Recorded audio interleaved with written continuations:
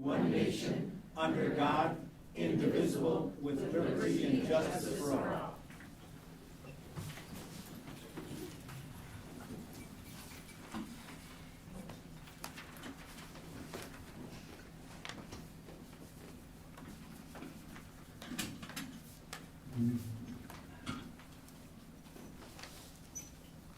Working on a few technical difficulties here, but we will go ahead and proceed.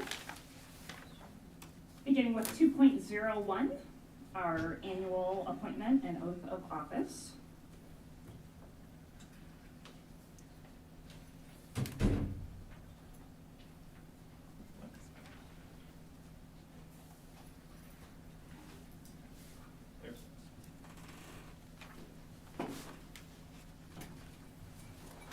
I'm sorry, my computer's really That's okay. slow. Are you looking for a motion to approve the agenda? Yes, I'll take a motion. I would take a motion to approve the agenda. Take or make? Make. I'll second. All right, roll call, please. Director Castro? Yes. Director Champion? Yes. Director Dorner? Yes. Director Eastman? Yes. Director Lynch? Yes. Director Pevich? I'm sorry, I have no idea what I'm voting on. To approve the agenda for the annual meeting. Yes, please, yes. Director Smithson? Yes. Motion carried, 7-0.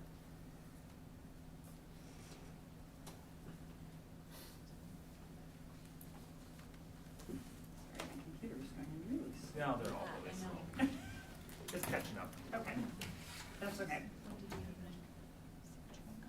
Okay, so at this time, we need to approve the appointment of David Farmer as our board treasurer and Colleen as our board secretary for the fiscal year of 2023. So moved. Or do we have to vote? Well, I presume we need a motion. Yes, motion please. So moved. A second? Okay, roll call for the approval of those two positions. Director Champion? Yes. Director Dorner? Yes. Director Eastman? Yes. Director Lynch? Yes. Director Pevich? Yes. Director Smithson? Yes. Director Castro? Yes. Motion carried, 7-0. And then we need to do the swearing in. Yes. And then you would swear. Can you swear those two in? Yep. So that she can run the Yep, next he's phase. got it.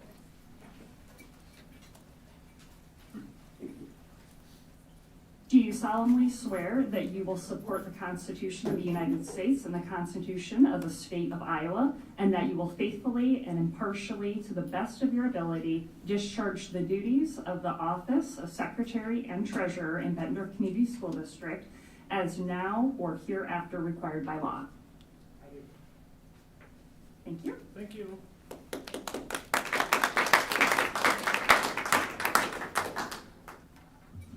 That brings us to 2.02, election of board president. At this time, I'm going to turn things over to Colleen. Yeah, To so run the I election. put paper at your station if you wanna do it that way. Otherwise, if you wanna just say who you wanna nominate and just say who you wanna vote, you can do it that way too. So whatever you guys prefer. So what I'm hearing, Colleen, if I heard you, is either they can do it verbally, by identifying who they want to nominate for president, then we can take a vote, or they can use the piece of paper in front of them to write down who they would like to nominate for Yes. president. Yeah. And then would you take a vote after that? Yes, so we could do a verbal vote or A paper vote again? Vote again, yeah. Are we allowed to have paper votes? Okay. Yes, we can do either one. We've traditionally done I thought at one point there was something about not permitting a signature ballot here in an open meeting. so we can Wendy do Myers, yeah. the ballot, and then we have to read, like, the vote, correct? There should be a verbal vote. There should be a verbal vote. So let's verbally go through. If anyone has nominations they would like to make, you can make those nominations, and then we will go through with the voting process. I would Champion. nominate, Is this for president? Is this for president? yeah, Correct. Becca Eastman for president. Second. Champion. Does that need a second? I don't know the nomination. I don't know. So- Can you guys speak up a little bit? I'm not hearing. We'll use microphones, see if that Let's make sure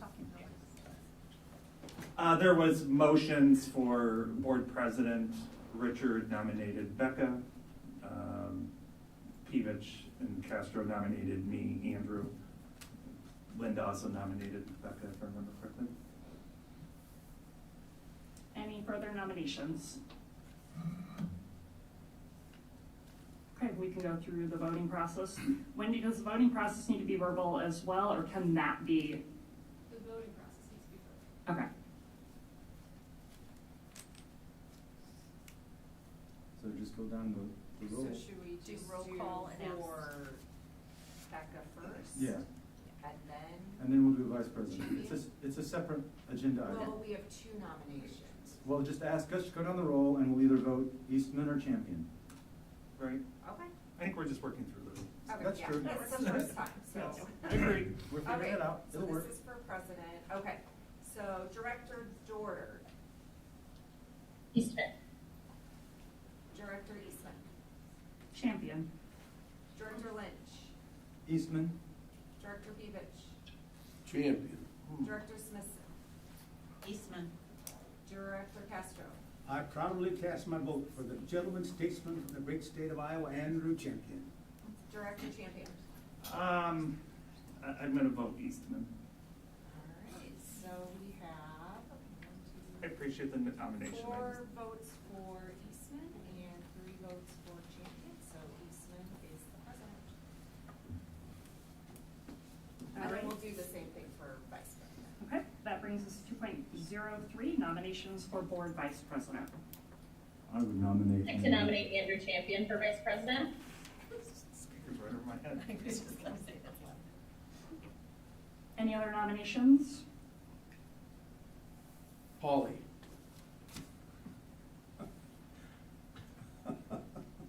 Any other nominations? Okay, we'll go to vote.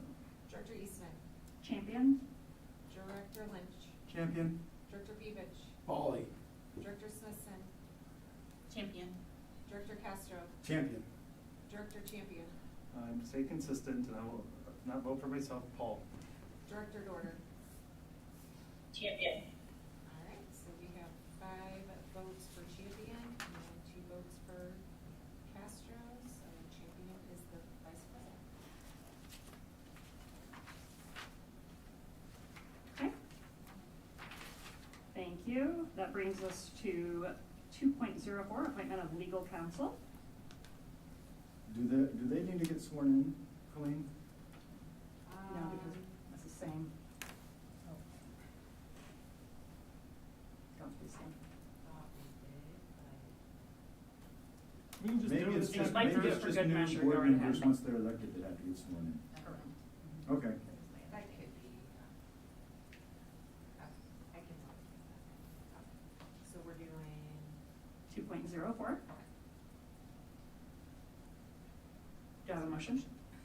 I don't know what is what. You I'll guys make are a sleepy motion. tonight. I'll make a motion for 2.04, appointment of legal counsel. Do I have a second? Well, Second. I don't know what's wrong with me. Questions or comments, anything regarding 2.04? Just to make clear, you're moving the recommended action. I am, Richard, thank you. All right, no questions, roll call. Director Lynch, Yay. Director Pevich, No. Director Smithson, Yes. Director Castro, Yeah. Director Champion, Yes. Director Dorter, Yes. Director Eastman. Yes, Motion carried 601. thank you. And that brings us to 3.01. Paul? So moved. So moved. You'll get the one later on this evening. I was in deep thought. Just to ask real quick, directors, are you all able to get on the computers now into the agendas? Yep. Okay, It's going a little quicker now, too. okay, so that's okay. Switch into that meeting real quick and then we'll be ready to go.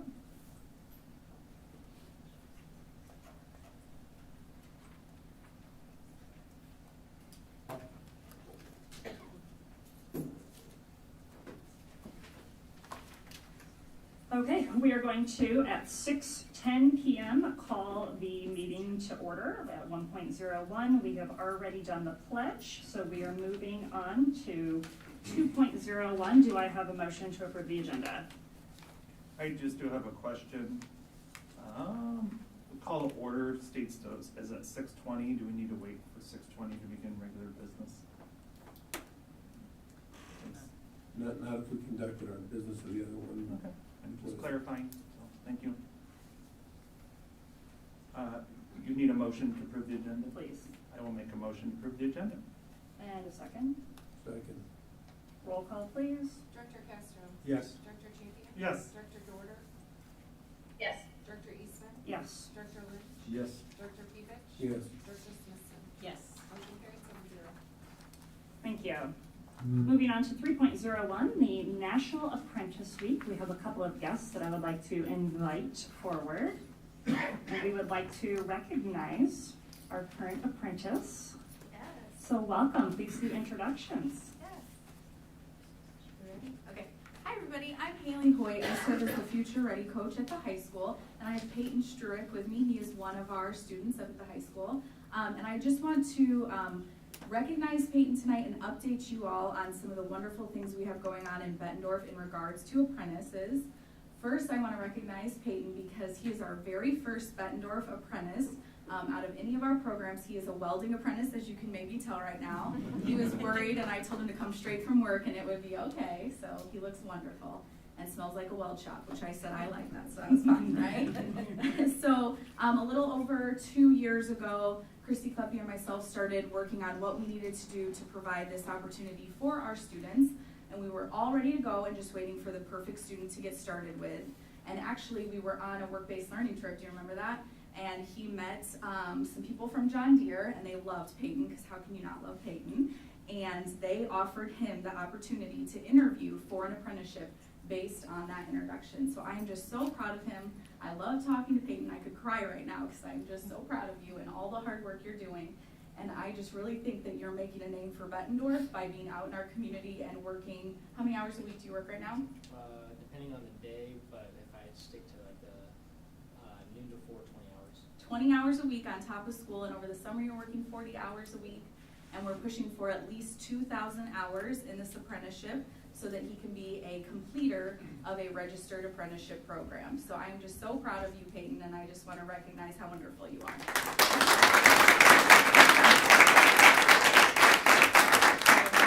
This is just a little recognition of all of your hard work, and we will bring you back when you're done with your 2,000 hours and celebrate then, right? Sounds good? Absolutely. Yes, awesome, thank you. Wait. Oh, they want, I told you they want to ask you questions. Peyton, I too am very proud of you. How can we get more of you to do this? What can Bettendorf do better to get more of you doing this? I think it's like I didn't know about all the apprenticeship opportunities until I went to the welding competition at Scott Community College, and I met with James Hotchkiss, and he told me about it, and it sounded really good.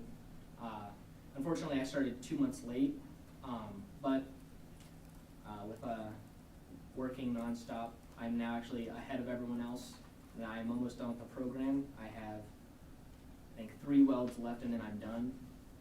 And then I'll get reclaim certified, so I'll be able to do just about anything in the shop. And I think the best way to get everyone to get more people to know about the apprenticeship program is just bringing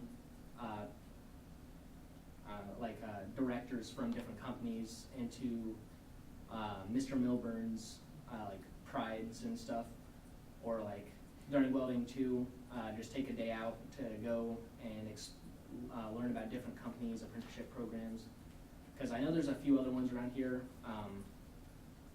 that do it other than John Deere. I know North Scott does a lot of welding apprenticeship programs with different companies, so I think just getting other companies to come in and talk to students, because I'm actually trying to get my friend Thomas McAleer to do the apprenticeship program next year. Me too. Just bringing people in and having them talk to students. Our class is full here in the welding that we offer, Peyton. Yeah. Will you have any student loan debt when you graduate? Will you have any Pell Grant loan debt? No. You'll have no debt when you graduate. No debt, and I'm almost guaranteed a job at John Deere. So you'll be making money with no debt, is that correct? Yeah, Is that a good lesson for a lot of our kids? yeah. Thank you. Spread the word, man. Any other questions for Peyton before I share some more? I just want to say one thing. Thank you for paving the way. I have a child here that intends to do the exact same thing, and you are paving the way. So thank you for that. Great job, Peyton. Thank you. Thank you for being here.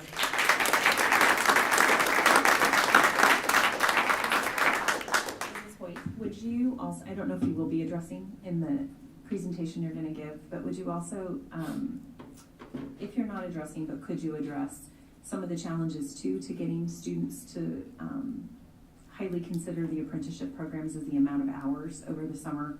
Yeah. Are those some of the challenges? You'll Yep. be addressing some of those challenges as well? Sure. Thank you. Okay.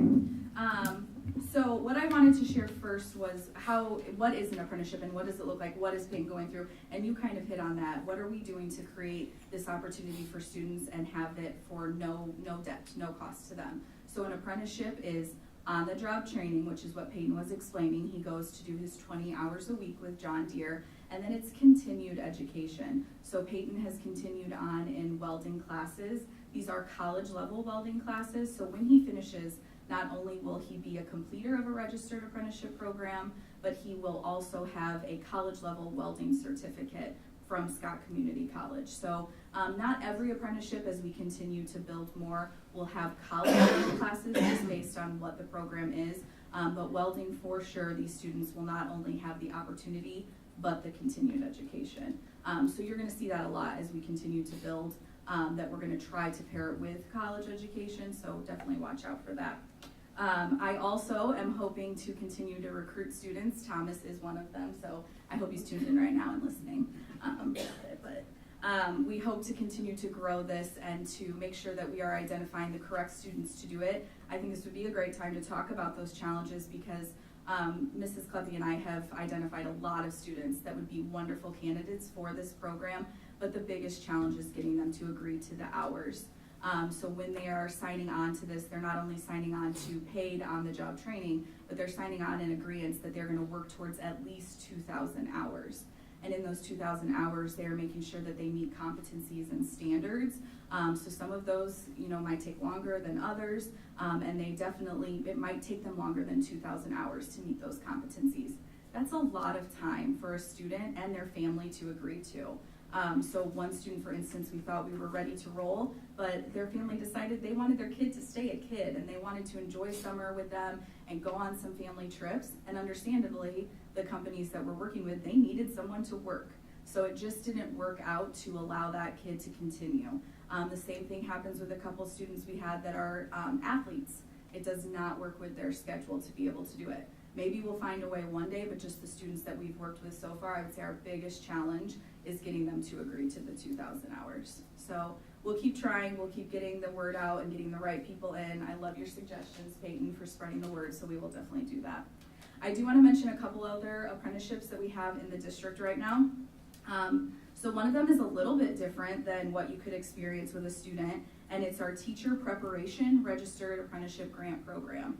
So I believe we've come and shared with you before, but we have staff members that are eligible to go through this grant program, and by doing so, they're going to local higher ed institutions while they are working for us in Bettendorf schools, and they are taking whatever classes. Some of them just have classes left. They've started down the path. Some of them are brand new to the idea of teaching, and we are allowed to give them the opportunity to go to school while working. So their on-the-job training is in their para position that they're in for the ones that we have so far. And then we have a couple that are at Upper Iowa University and one that will be starting at Western Iowa Community Colleges. So I wanted to recognize them tonight. From the high school, we have Shelly Shaner. So she currently works in our library and she is at Upper Iowa University. And when she completes her program, she will be an art teacher for us, hopefully. So part of what they have agreed to is 3 years of service after they complete their program. So, do you have a question? Yeah, I do have a question about that. Are we letting them do their student teaching here then? That is amazing and awesome. So their because observation, it is all really of it will difficult be here. to do that. Yeah, I'm really excited for them, and I really appreciate all of the administrators and staff that are adjusting things to make sure that those hours can be done here, for sure. The next one is Nikki Rollins. She is at the middle school, and she is completing her Paris certificate right now, and then she will begin classes for her associate's degree at Eastern Iowa Community College. And then the last one is Nicole Lanine, and she's at the middle school, and she is also at Upper Iowa, and she is in a special education program to teach special education. So I'm really proud of them. I see the work that they're putting in and the hours on top of working all day long, and then going to class at night, and I just can't wait to see them be successful and come work for us in a new capacity. So that'll be great. Then the last one that we are hoping to get off the ground here this spring is a health science apprenticeship. So as you know, we have our certified nursing assistant class already in the building. So our students are leaving as certified CNAs if they choose to take the state test. And so what we're doing right now is working with the Department of Labor to really identify what does our community need as an apprentice in the healthcare field. Is that something leading up to CNA? Is it something once they've become a CNA? So we've been working really closely with Unity Point Health, Genesis, and some of our senior living facilities in the area to just really see what do we need. And then hopefully we'll get this off the ground here this spring. We already have some wonderful students in the program, but I'm going to tell you again, the challenge is going to be the hours. These students are very involved students, and so that's what we're going to be working on. And last year, a wonderful group of people at the high school wrote for an apprenticeship grant. And once we have this apprenticeship up and running and we have a student in the program, we will be able to access $41,766 in a grant that will allow us to grow our CNA program, grow our health science program, and truthfully will help us to continue to educate our students in that field. So we just got to get that built and we'll be good to go. Any questions? Yes? Are kids in this health sciences program, are they getting paid when they work? When they do the apprenticeship, they will be paid. Is that your question? Yeah, Yep. so if they work 20 hours a week, They will be paid. they get paid 20 hours a week? Yes, so. By the institution that's. Yes, the employer. By the employer, they will be paid, so not from that 41,000. I'll tell you what I'm hearing from, it's a little bit different, or it's an additional, I guess, challenge on top of that, what we talked about for welding and for the time. What I'm hearing from the community when it comes to this apprenticeship is, if I have a certified CNA, I need them to work and do the job that they're qualified and certified for, where an apprentice needs to work side by side with someone. They can't take two people to do the same job if they're both equally certified. They need them doing two different things. So that's the challenge that I'm hearing from the community. So that's why we're trying to figure out, is there something that you're needing before they become a CNA, or is there something else we can pair after the CNA for them to do in the community? And so what does your grant do? What do you do with the money from the grant? With that money, we will hopefully add to our CNA lab. We'll get some things that they need for our CNA and our health science classes outside of CNA. We'll be able to access that money for any of those things once we have an apprenticeship in the program. So they can just work as a nursing assistant until they get their CNA? So ask me your question again. Well, I'm just saying that they can't get paid as a CNA if they're not certified yet, but they can work They as could a get paid. nursing assistant. Yes, they could get Yeah. paid as another position, Correct. just not as a certified nurse assistant. Correct. But part of the Department of Labor Registered Apprenticeship Program is that they are guaranteed pay, and so we will know what is the lowest amount they will be paid, and they will sign on knowing that's the lowest, and truthfully, most of them will make more than the lowest. Mhm. And so we know our paras in the teacher prep program, we know that they're getting paid because we're paying them to do it. Peyton and any future welders are getting paid for those hours that they're putting in. And then the same will happen for health science. It's just what job will they be doing? Yeah, they're needed. They're Yeah. needed. Yeah. Any other questions? Yes, thank you all for your continued support. I'll be back with an update soon, I hope. Thank you. Thank you. Thank you.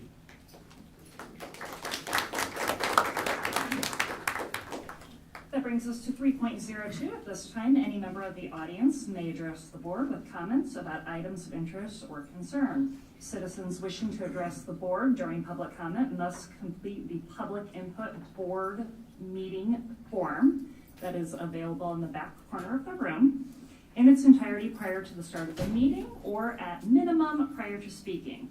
Please state your name and please limit your comments to 3 minutes. As a reminder, Iowa law prohibits discussing specific employees or their job performance. We caution those making public comments that what they say could violate the rights of others under the law of defamation or invasion of privacy. And if you are unsure of the legal effect of your remarks, you should seek independent counsel prior to making comments.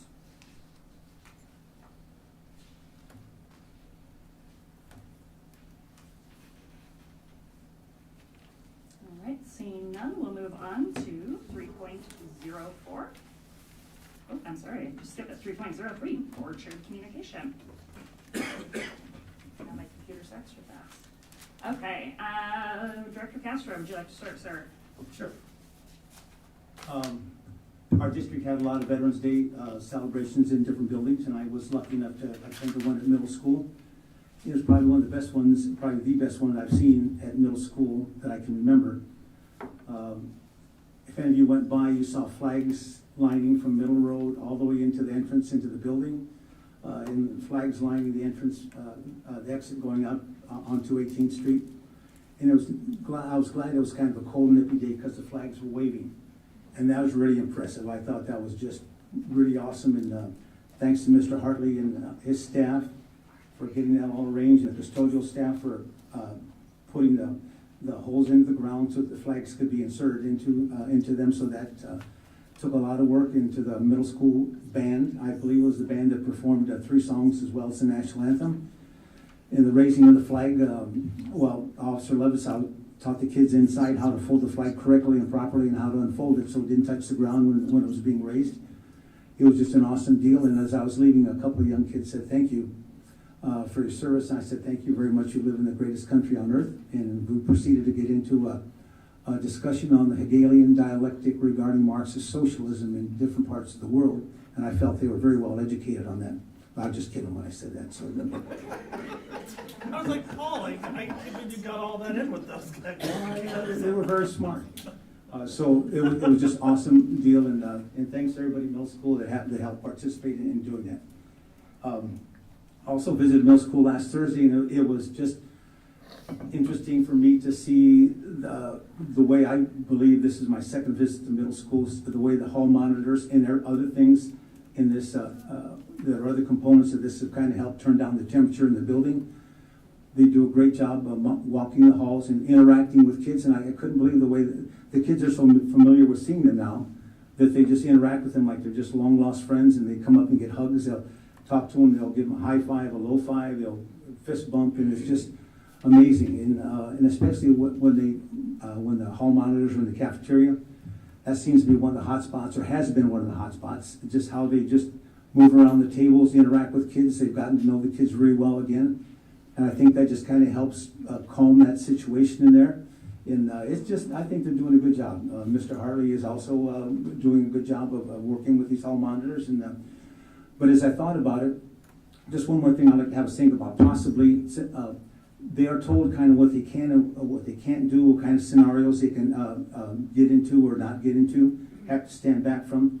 And I just wonder if we should kind of create a board policy or just create some bulleted procedures for them to go by so they'll know in certain situations what they can and cannot do. I know they can summon a teacher quickly or summon someone else, but by that time there's a lot of bad things that could have happened to an individual. So it might be something for us to think about, possibly a policy or some bulleted sheet of paper that the hall monitors know what they are legally able to do and not able to do, etc. So just a thought on that.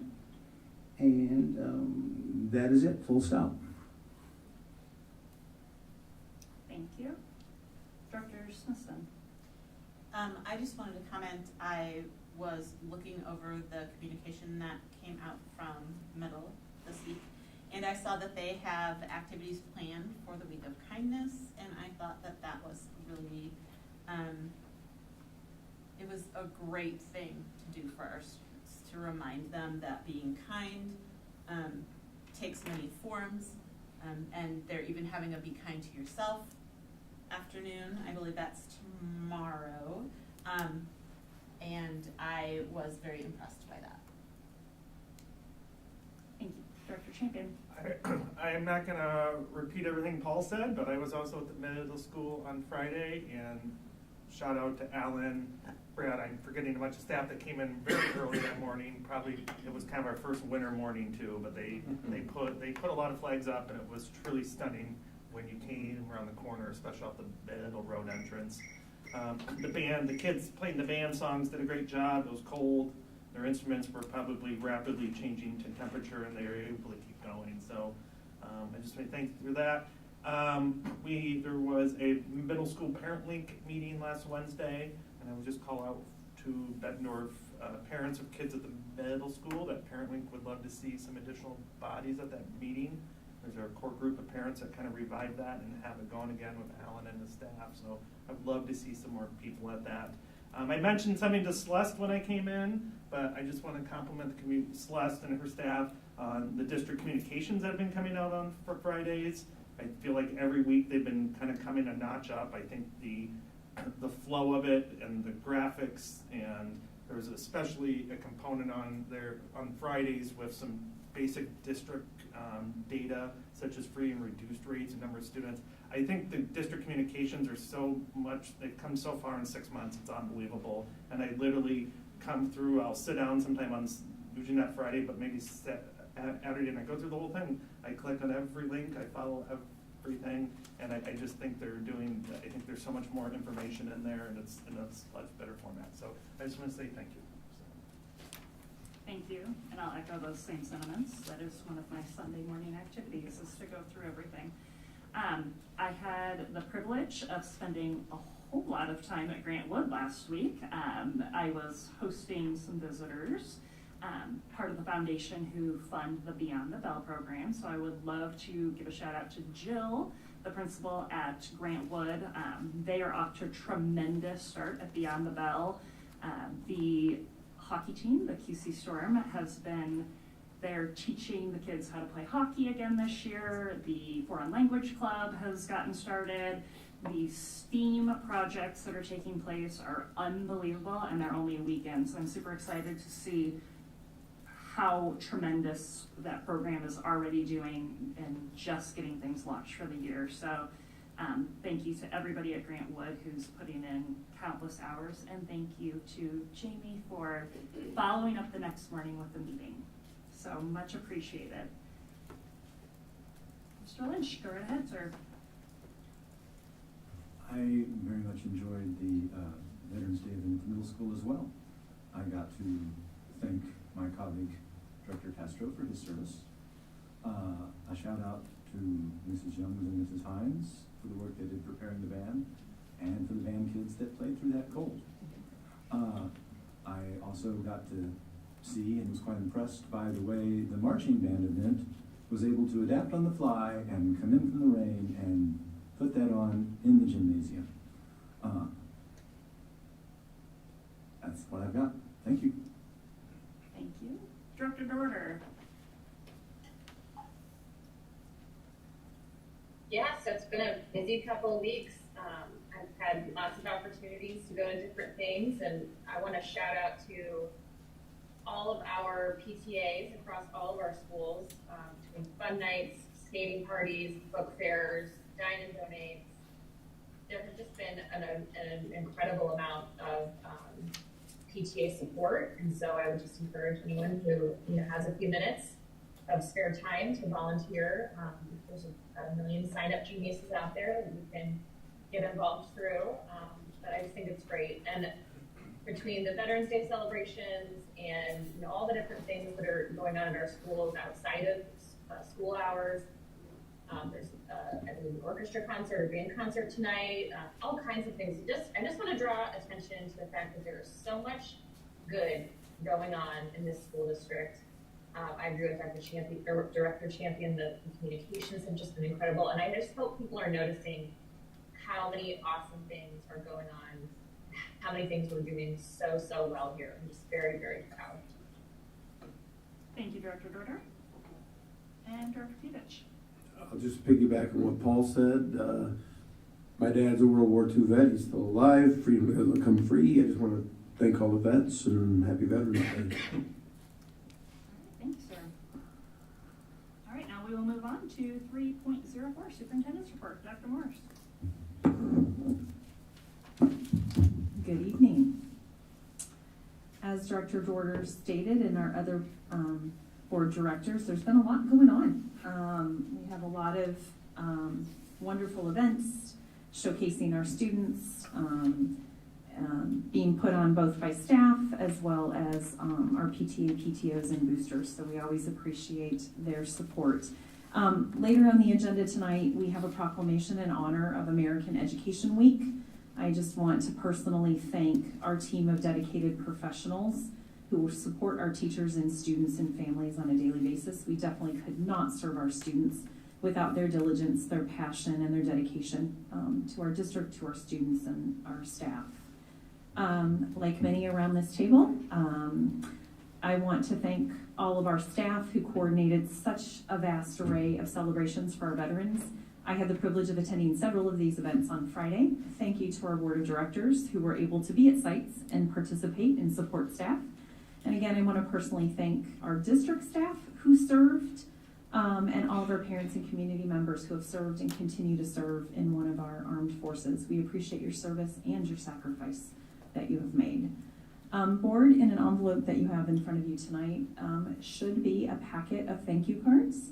These came to be after a couple conversations with a couple of your colleagues. It was asked if we could develop a thank you on behalf of the board as a way that, whether it be to a volunteer you want to recognize, a staff member. Huge shout out to Celeste and Monica for their design and development of these thank you cards. If you should run out, please let us know and we can always print more. Student Hunger Drive, and I know Dylan, again, I'm sorry. I'll put you before me next time. How does that sound? We'll just get to reiterate and celebrate twice. How does that sound? You good with that? Sounds great. Good job. Seriously, what an amazing job our students did across this district. I am extremely proud of every one of them, from the leadership of Christina Burrows and Katie Mahoney, our student council advisors, to our student council students. They worked tirelessly for 6 weeks.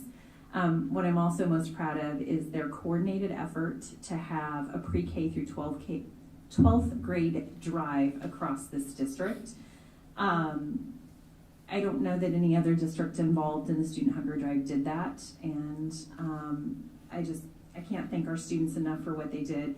As we reported in our parent newsletter, in 6 weeks we raised almost 65,000 pounds of food, which provides almost 193,000 meals to our community, and this amount, which I found to be a staggering statistic, could feed a family of 4 3 meals per day every day for 44 years, and we raised 50,000 more meals than we did last year.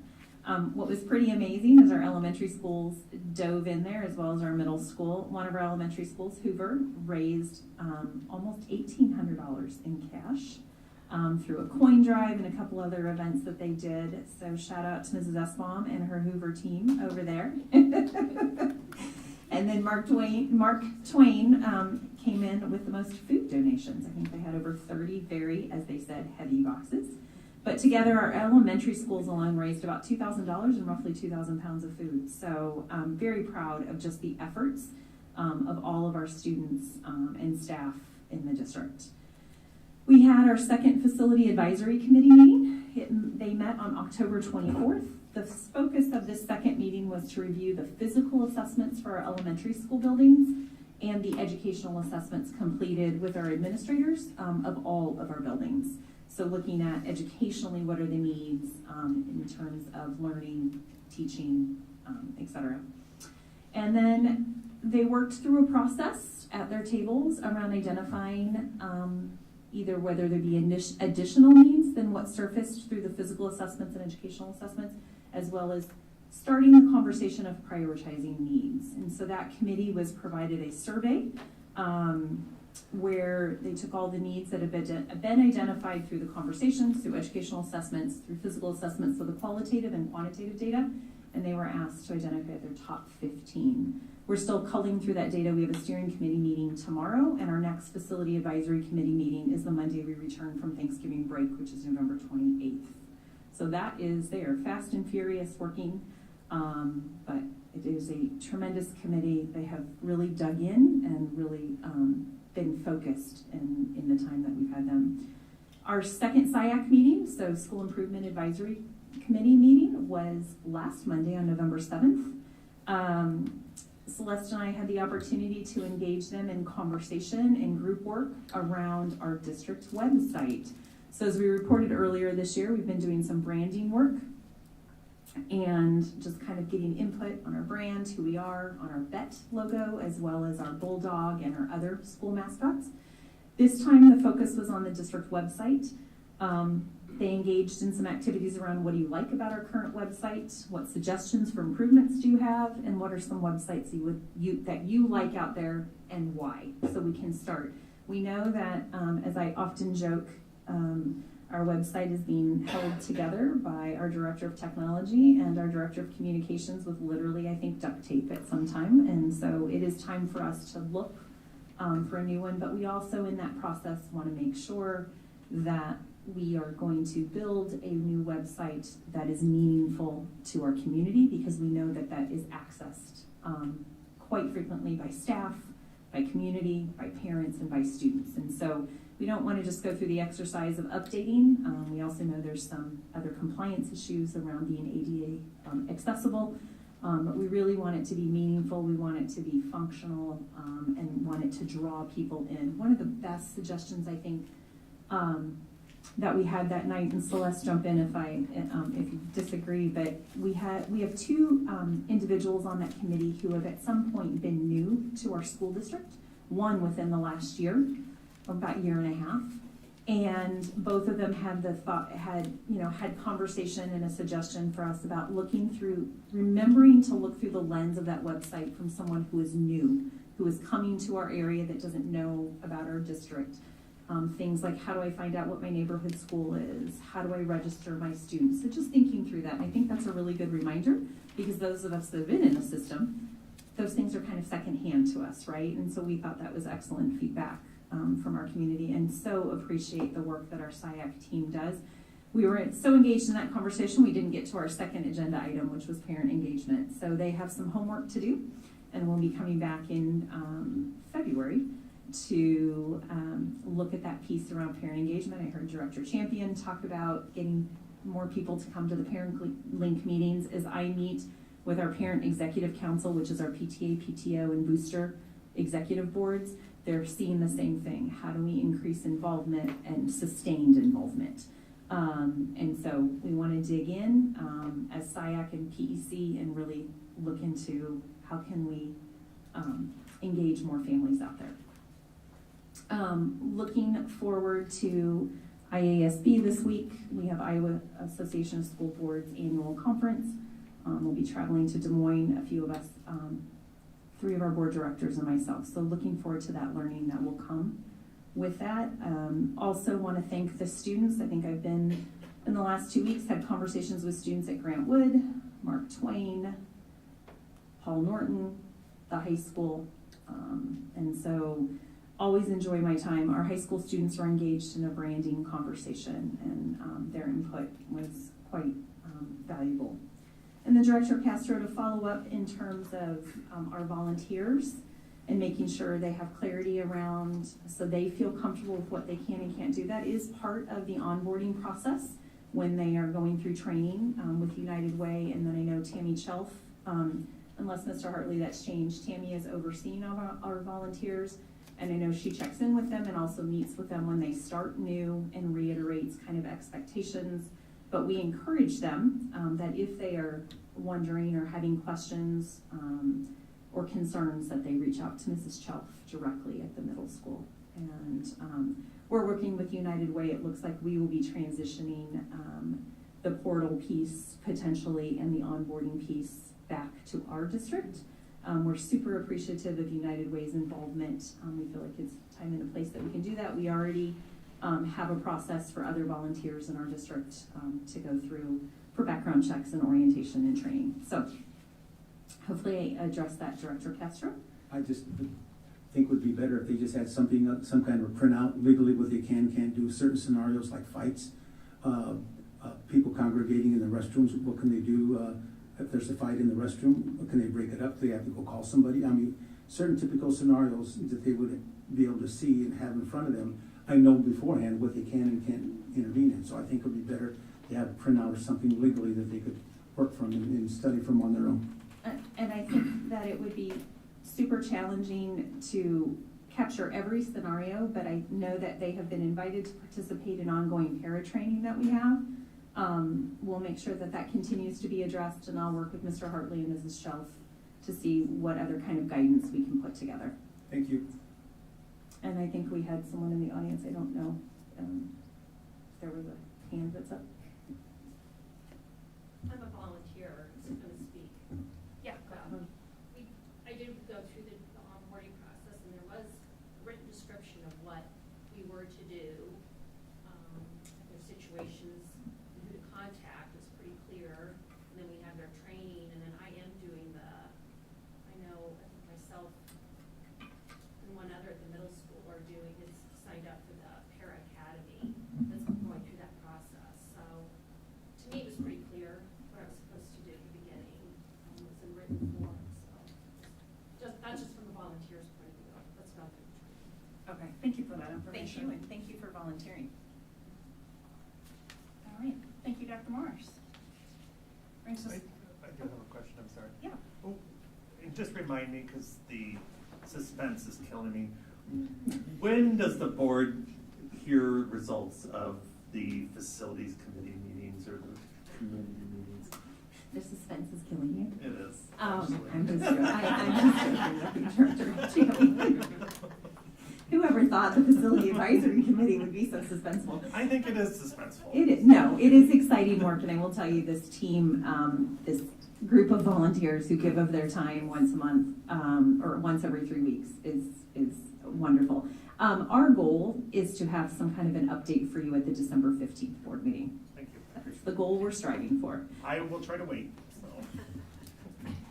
Not so patiently, though. All right, thank you for that clarifying question, though. That brings us to 3.05, BEA. Welcome, welcome. All right. Well, conferences for elementary and middle are completed, and now we're heading into high school conferences that will be conducted this week. Teachers put in countless hours to prepare for conferences, and the time to communicate with parents regarding their child is invaluable. Thank you to the teachers for the dedication, not only to the families that you serve, but to the school district as well. We as the BEA recognize all the work that you do and put into your classroom with the students. So I was in Denver, which was awesome, and had an amazing training with local presidents from all over the country. I was partnered up with several people from Alaska, so hearing about how their organization runs was a really amazing opportunity just to hear how different organizations work from different states from across the country. I came back with a notebook full of ideas and a to-do list that's really exciting, but after any training, we know you gotta take a step back and see what's realistic and what we need to implement to begin with. And so at the top of our list is our organization and organizing from within. And really the message that was coming was like finding the power from within the building, or finding the power from within the teachers that we have in our district. So in each building, there's a building representative that holds monthly meetings with their members following our monthly meeting that we have with all of our building reps. With that, then they are also holding meetings monthly or bi-weekly with their building administrators that come from meetings that they have with their building members. And so putting these systems into place has really allowed our buildings to remain proactive in addressing any concerns that are coming up, but also staying within that chain of command, and let's like address it at the building level. Let's see what we can do. If it's not resolved, then of course we have our roundtable that we hold with the district admin, and we talk through some of the concerns that do arise. So we have amazing members and teachers in our buildings with a wealth of knowledge, and in order to have a cohesive, sustainable, and empowered organization, we need to utilize our power from within. So we're doing just that, and we're really working on just making that a little bit more fluid. We also have another idea that involves all of you board members here, but we also, BESA and BEA, would like to do a one-on-one check-in with you guys and just have some conversations, and so look out for those invitations coming out after the start of the new year. Also, as we repeatedly has shared, I cannot talk tonight, so I apologize. We need substitutes, and we need them bad at all levels. When we do not have these classroom positions filled or pairs filled, we're having to pull from within. So what's happening when we're pulling from within? We're pulling from different programs that serve our students. And so we really need to start, spreading the word or trying to get those people coming in to apply for being a para, apply for being a guest teacher. I know that the pool is small, and it's not just a Bettendorf problem. It's a national problem. So how do we attract them to come here to Bettendorf? So I really need to say it, and I know Melissa's going to say that too. We need substitutes, we need guest teachers, we need it all. And I also know that we're leading up to Thanksgiving break, and we are all probably needing that. And so we hope that when Thanksgiving break does hit, you get some much needed time to enjoy some family time and anything that you like to do in your free time. So that's all I have for today. Thank you. Thanks. Brings us to 3.06. Essa.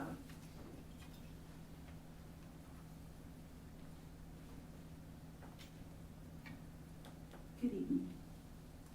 As Dr. Moore said, this week has been designated as American Education Week, and Wednesday, November 16th is Education Support Professionals Day. While the designation ESP covers a vast number of the employees in our district, specifically anyone who's not a certified staff member, and each one has their own special day throughout the year, tonight I want to focus on our paraeducators. I'm not able to give credit to the author of what I'm about to read, as that part was missing when this was shared with me. The majority of our paras are part-time employees, and they give their heart and soul to the students that they serve. Somewhere out there, there's a para, a teacher's aide, a paraeducator, a paraprofessional. Somewhere out there, there's a para wiping a nose, a para wiping tears. There's a para pushing a wheelchair around third base, a para cheering and yelling, go straight, all for the love of a child. Somewhere out there, there's a para repeating a math problem, a para sharpening a pencil. There's a para showing a student how to go through the lunch line and how to make new friends, all for the love of a child. Somewhere out there, a para is reminding students to be kind. There's a para teaching a student how to tie their shoes or change their clothes. There's a para repeating a Zoom lesson, a para cleaning a classroom, all for the love of a child. Somewhere out there, there's a para making games out of homework, a para striking clever deals to see progress, a para lying awake at night, and a para anxious about a new day, all for the love of a child. Somewhere out there, there's you, a teacher's aide, a paraeducator, a paraprofessional, the backbone, the silent force that moves quickly and quietly through the school. This is my shout out to you. You are unseen by many, but most importantly, a hero to some. For those who are or who have ever been a paraeducator, please know that we know you do this each and every day, all for the love of the child. As Emily mentioned, our district as well as the district around us are suffering from a shortage of guest staff members at every level. I want to address the specific need for guest staff to support our paraeducators when they need to be absent from our buildings. As you heard in what I read, they support both our staff and our students in so many ways. And when that position is not filled, both the teacher and the students have to adjust to the disruption of their normal day. Some days, making this adjustment is easier than others. If you or someone you know would be willing to join our amazing staff as a guest staff member in any capacity, bus driver, teacher, para, nurse, secretary, we will take any substitutes we can get. Please apply online. You can work as much or as little as your schedule allows, and even filling in occasionally will make a big difference in the support we're able to provide for our students. You too can be a hero to a child. Thank you. Thank you. Brings us to 3.07. Student Board Representative, welcome Dylan. Celeste, do you mind refreshing the presentation? I did some edits. I had to download it as a PDF from this, so I'm sorry. Okay, well, there were some edits to it, but I will just roll with this. So, obviously, as Dr. Moore said, we have completed the Hunger Drive this year, and we had a very, very, very successful year. So, going on to my first slide, our events, just speaking on them a little bit, all events were considered a huge success. Fill the Truck was over $7,500 in a huge turnout. Capture the Cans, we had great participation. Soliciting at Hy-Vee, when combining all of our members of Student Council's time, was over 510 hours in the cold, in the heat, dealing with some rude people and some very generous people. So with the silent auction, I was actually in charge of that event. We raised over $2,800 and we got to support local businesses, as well as Harvest Fest, which was a huge hit amongst kids and families. Canvassing, we did in 8 neighborhoods and around 50 boxes of food and then a lot of monetary donations. And then Spirit Week / Donating Week, over $1,000 and tons of school spirit and awareness. That also had a pep assembly. And then this year we really wanted to kind of focus on our elementary schools and middle school participation. Obviously, as Dr. Morris said, Hoover raised over $1,800. Great participation, and all schools had plenty of donations.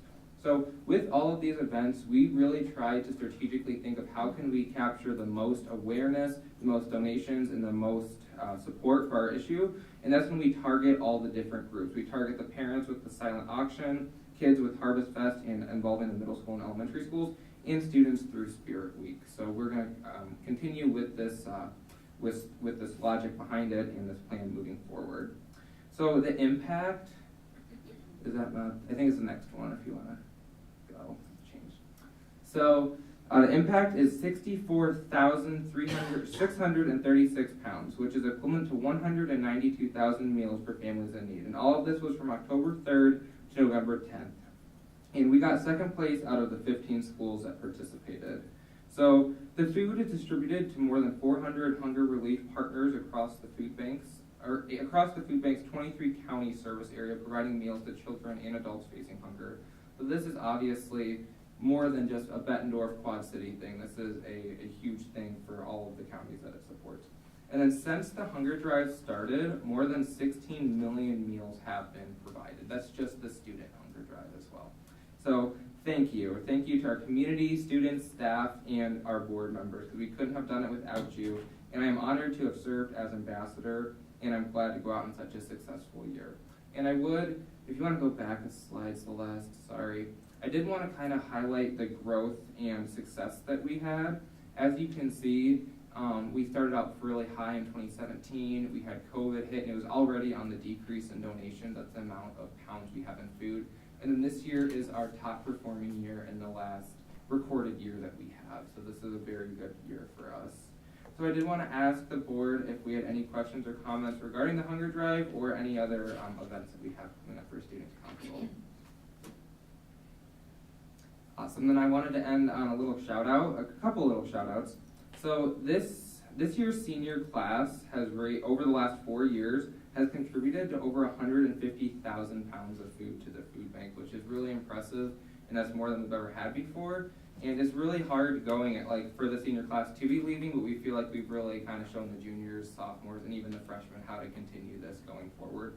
And then huge shout out to all of our school administrators, our teachers that helped push this, and obviously our advisors, Ms. Hess and Ms. Mahoney, who gave countless hours and countless nights texting us trying to think of how we can get more donations. So thank you so much for your time. Thank you. Thank you.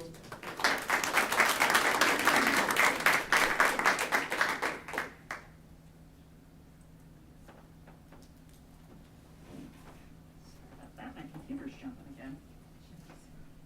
All right, that brings us to 3.08. I have to go off of this because it's not registering.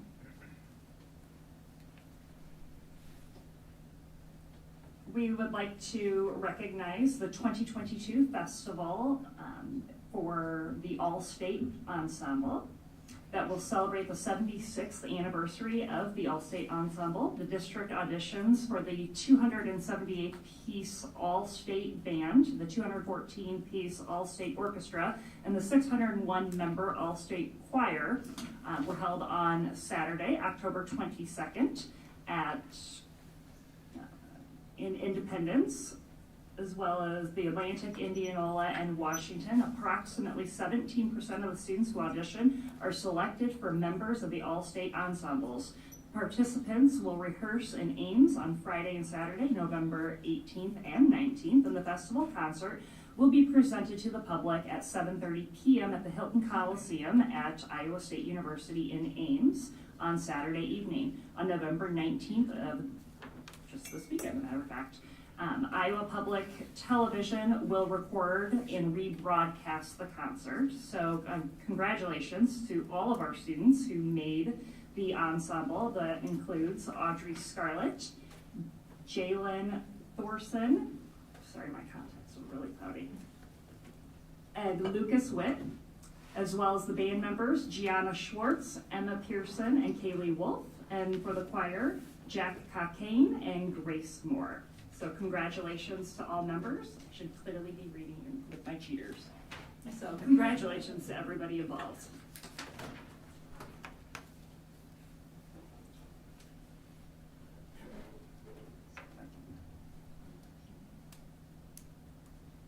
Brings us to 3.09, the Juniors Honors Orchestra. We'd like to give a shout out to our Iowa Junior Honors Middle School students under the direction of Rachel Palmer, which includes Claire Zaruba and Stephanie Schwartz. Oh, I'm sorry, Stephen Schwartz. Additionally, we'd like to recognize the Iowa Junior Honors Orchestra for high school under the direction of Megan Cooney, which includes Noah Levitt, Kaya Anderson, and Stella Lund, And Chloe as Martin. well as Chloe Martin. Normally I have the font pumped up about 10 times the size on this, and it's not for today. That brings us to 3.10, BHS Student Council. Congratulations to the BHS Student Council for being one of 5 Iowa high schools to receive the National Gold Council of Excellence Award, and one of 10 Iowa schools to receive the IASC Honors Council with Meritus Distinction Award.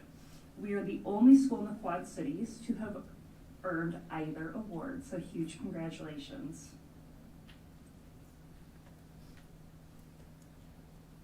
Next up is 3.11. The Iowa Association of Student Councils is a nonprofit leadership organization that promotes service, citizenship, character, integrity, and academics. It provides leadership training and resources for networking advisors and students through the Iowa. It is governed by an advisory board made up of 10 adults and 6 students. So we need to recognize Finn Boyle for being elected as the second vice president-elect for this association. So huge congratulations to Finn.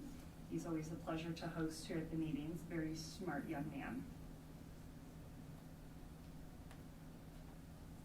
And then 3.12, I feel like Dr. Morris should be saying this one, because we recognize the name on there. We would like to recognize the BHS girls swim team. They placed 3rd in regionals this weekend or this past weekend of November 5th. And congratulations to Coach Mike Ahrens, his staff, and the girls swimming and diving team for taking 3rd at regionals and earning a trip to state to swim and dive this past weekend, November 11th and 12th. Huge congratulations to all the participants, including Riley, Alyssa, Juliana, Peyton, Layla, Ella, and Jenna for competing this past weekend in Marshalltown.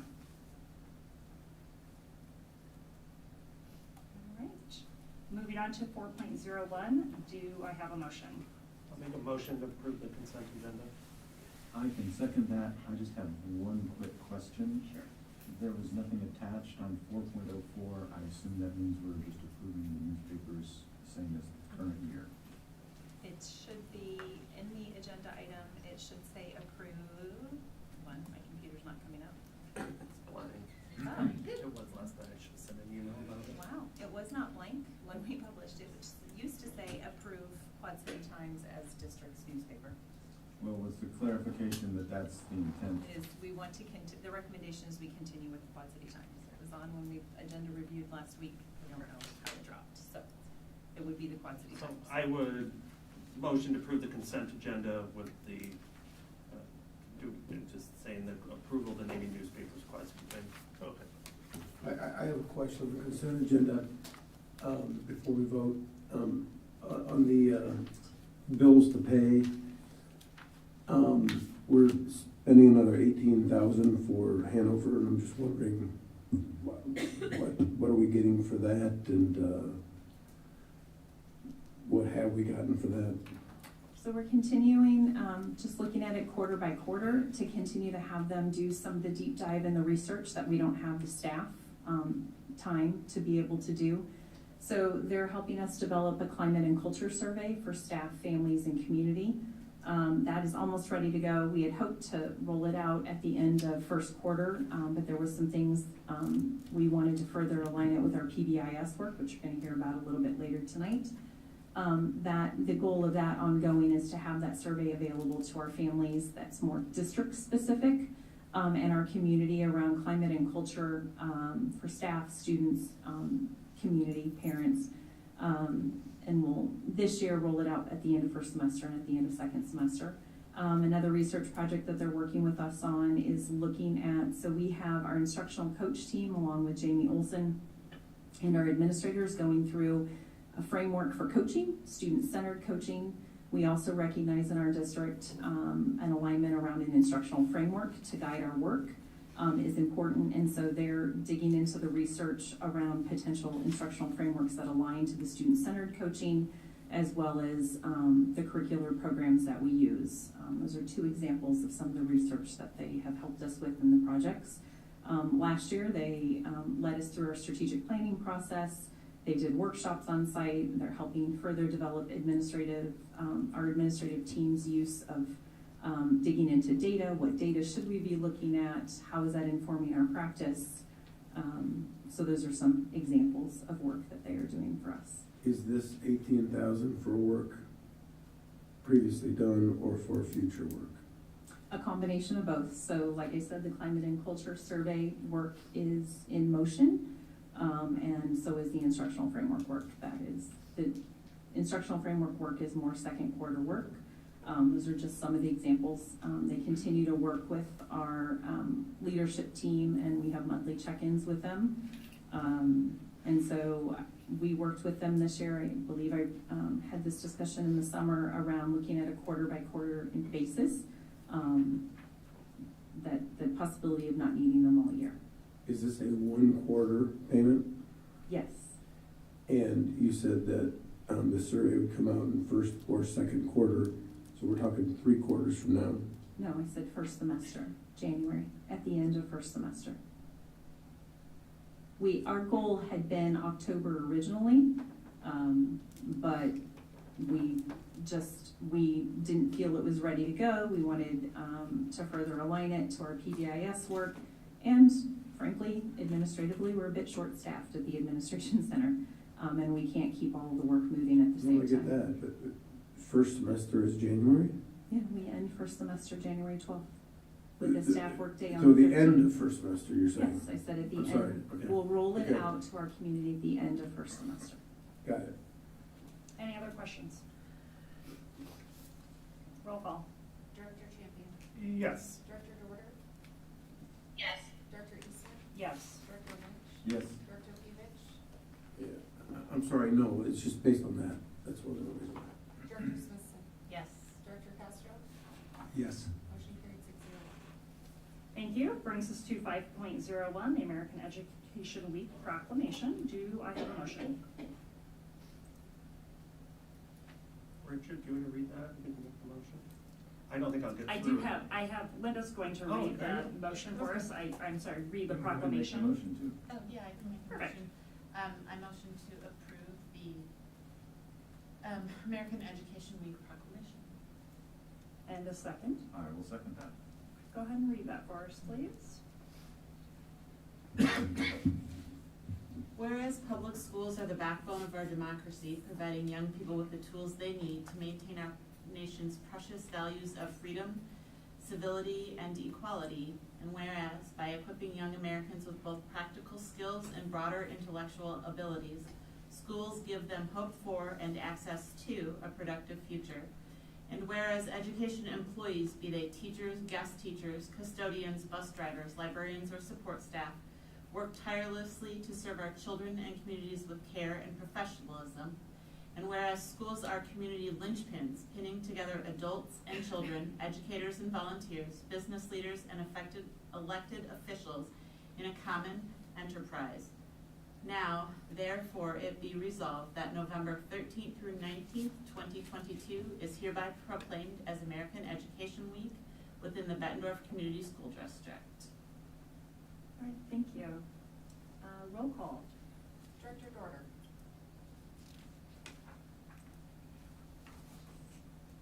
Director Dorter. Yes. Director Sorry. That's okay. Director Eastman. Yes. Director Lynch. Yes. Director Pevich. How can you vote no against that? Yes. Director Smithson. Yes. Director Castro. Yes. Yes. Motion carried 7-0. Thank you.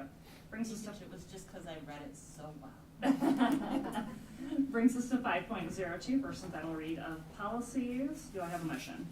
I will make a motion to approve 5.02, first and final read of policies as And presented. a second, please. Yes, I'll second that. All right, thank you. Dr. Morris, anything to speak to on this? Yeah, I definitely want to open this up, but first, and should have done it, but Director Smithson, you did such a great job reading the proclamation.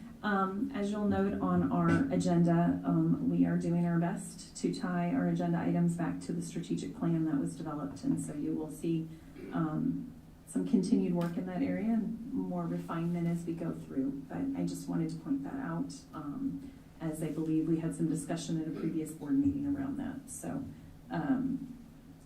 as we get ready to go through these policies tonight, the bulk of them, as you will see, are in the 600s.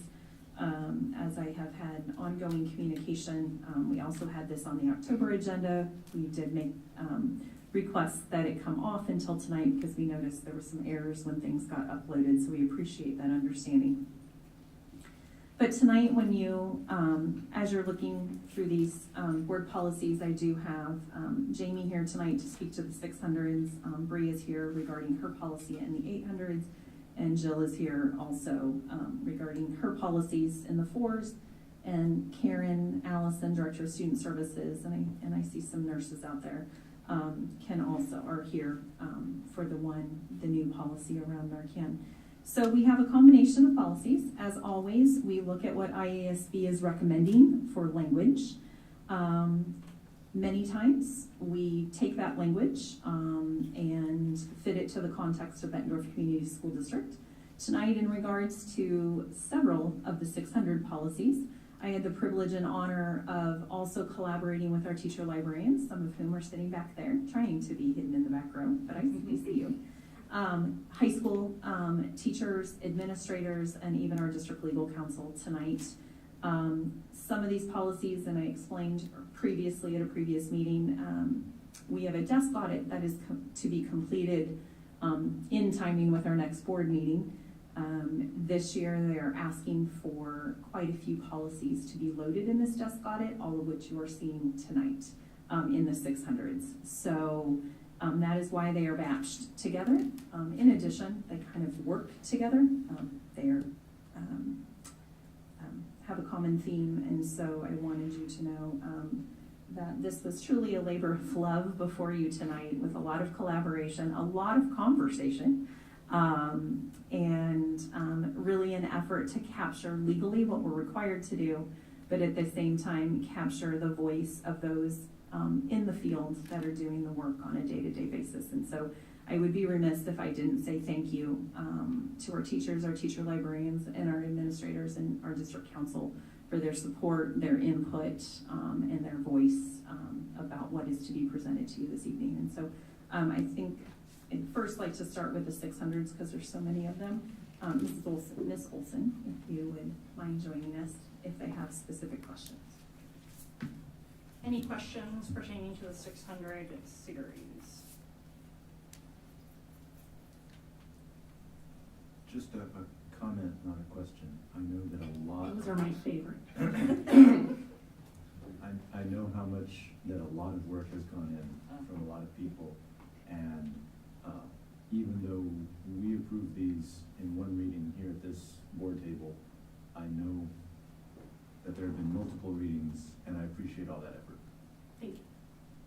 It has definitely been a team effort, and I will go right with Dr. Morris. The librarians have been tremendous for their lens. We had some high school teachers that were able to sit in, and it's always neat when you can have multiple lenses looking at something, because often if you're the only person looking at them, you just start to just see words there. So their time and effort is priceless to getting this done and being representative of our community and following state law. Thank you. Any questions? Jamie, can you just quickly review some of the major changes to the ones, particularly the ones that you're talking to about the librarians and instructional materials? Yep. So I think the big thing that we did was opening up when we looked at our instructional materials. Before we were set more on those classroom materials and curriculum and that, we opened that up to look across the board at also our library materials and how those are being chosen. And so that, it's hard for the librarians, and I know they're nodding behind me, and I'm not gonna turn and look because there is such a separation between those things, because one is by choice and one is part of the curriculum. And when you put those together, it can become very scary on what that looks like. And so that's why we brought them in and really sat down and looked at that process and opening that up so that we just have more clear, concrete ways that we look at things, and it's transparent to the board, to the community on what we're looking for when we're adopting not only curricular materials, things for the classroom, but also things that we're gonna be putting in our library. The other one that I think probably we highlighted the most was the selection, and you'll see that in 605 1R1, that we really broke down what are we looking for, and the different areas that we're considering, what we're taking the time. We're not just, on Amazon looking for 5-star ratings. We're looking at the content that's in there and piece by piece as we go through that to determine. And then that selection of making sure we're getting that voice from a lot of people. And again, it's that lens, being sure that we're looking at that lens and what is the purpose of what we're putting taxpayer money into, and bringing to our students.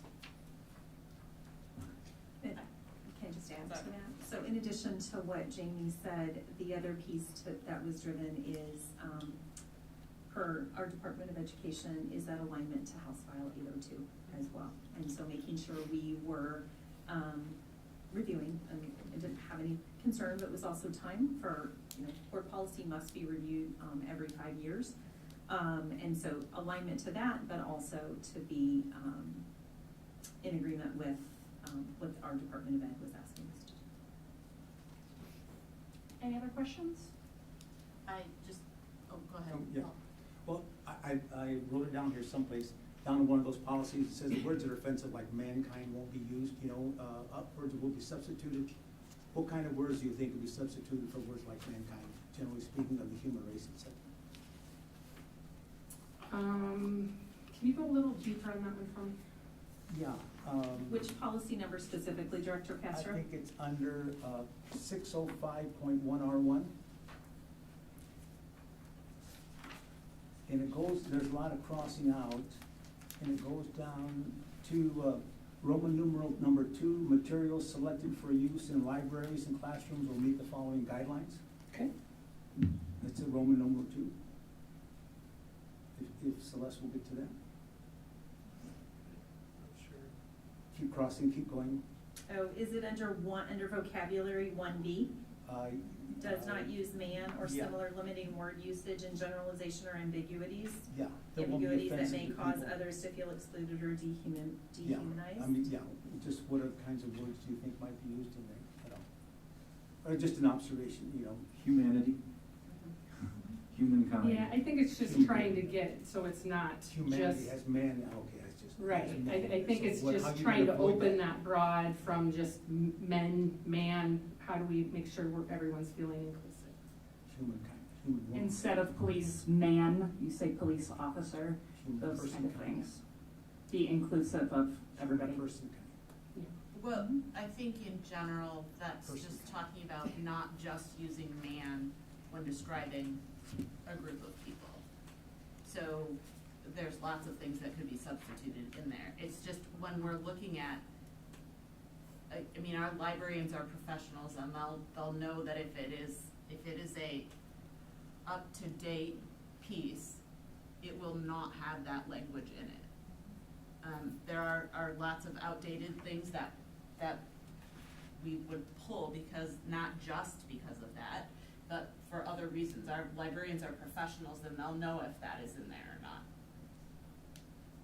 There are several courses that they take for that specifically. Okay, that helps. Thank you. Any other questions for Ms. Olson? Okay, then we'll move on to the next round. Thank you, Jamie. Thank you, guys. Let's move to the 400s real quick, since they're at the top of that list. Employee expression, child abuse reporting, licensed employee professional development. Most of Did you have a question? Well, again, I'll use Richard's statement. I don't know if I have a question, but I have a statement. And I brought this up when we talked about this policy a couple of years ago, 402.2. The way it's written is fine, because it says, you know, a mandatory reporter shall do these things, but there's nothing in there that says, and I think the IASB is very remiss in not having this in their policy. It does not say anything that if you do not report, we do a crappy job raising kids in this country, and if you do not report, a lot of harm can occur. And in fact, the law says if you do not report, you can lose your license. And we do not have anything in there about if you do not report. There is no penalty in there. And I think we're wrong there. I think the IASB doesn't have anything in their policy either about if you don't report. And we should, because it's a life or death situation in a lot of cases. It is. And I feel very strongly about this. I think there should be a penalty. You know, we can go above and beyond what IASB puts in there, but I think we should have a penalty if you don't report. I don't know how you prove that, but. Ms. Matherly, would you like to address?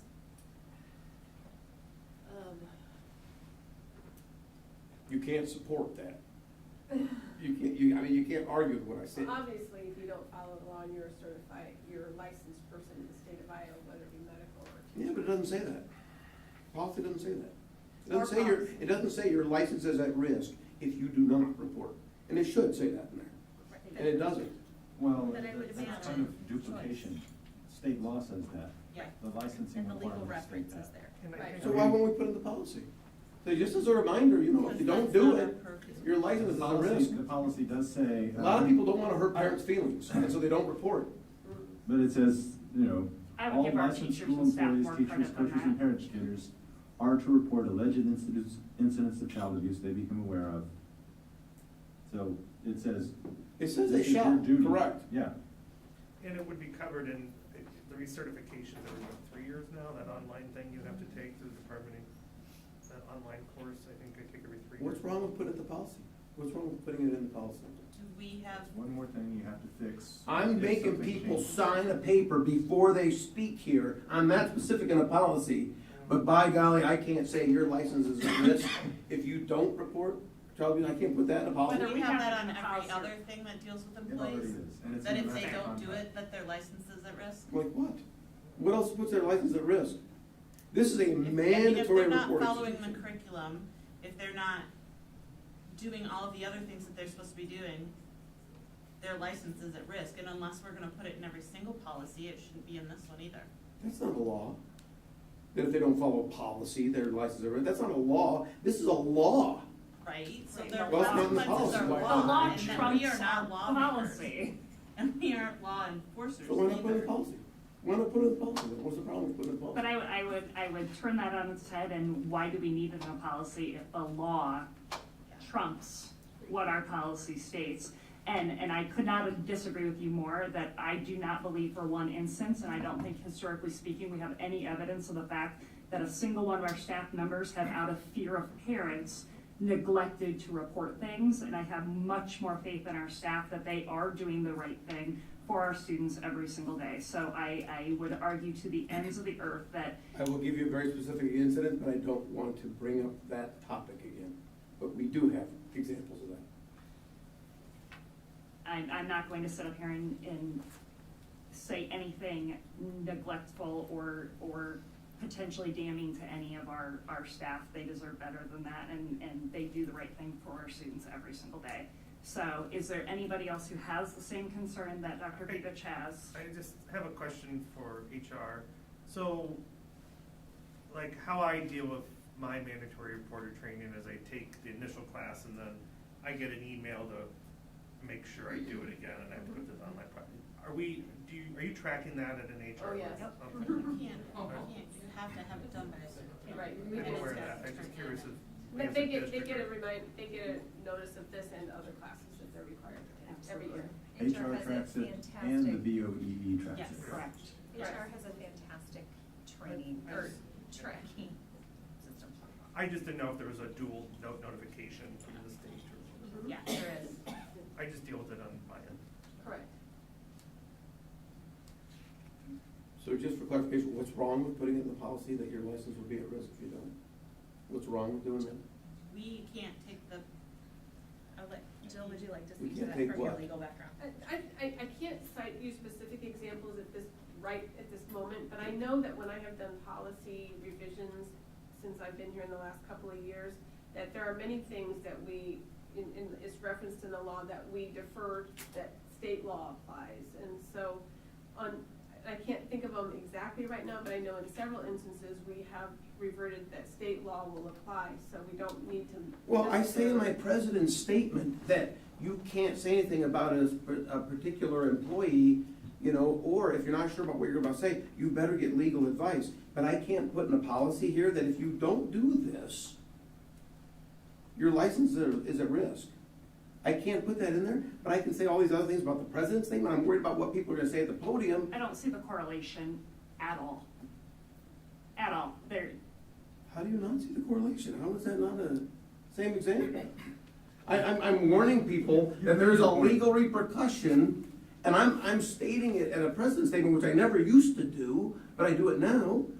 I'm telling people that, you know, you gotta watch what you say. I guess I'm keenly aware that if I fail to mandatory report something, that my license as a peace officer in the state of Iowa is at risk. That's part of my profession. and that's not pulled by your local department, that is by the state board. We don't have control I'm whether they're. certified by the state. Right, our teachers are certified by the state.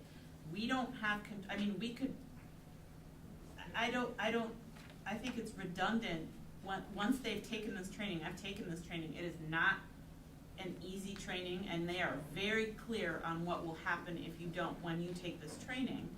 And we don't take their license away. It is the state, the BOEE. Okay, so if it's clear, That takes why it not away. put it in the policy? If it's clear. Because it says in compliance with state law. Yeah, it says with state law. So what's wrong with putting it in the policy? I think they're Maybe, saying it's already there. It's not, but, okay, it's and not. maybe you could reach out to IASB and ask why they aren't providing further language pertaining to what you're looking for. I don't have to follow exactly what IASB says. I'm saying we can go one step further and say, your license is at risk. I feel like we're beating a dead horse at this point. Can we move on from this? Because I don't see or hear any board directors in agreement with what you're asking for. So at I this didn't 2 point, years ago either when I brought this up. It Okay. fell on deaf ears, which.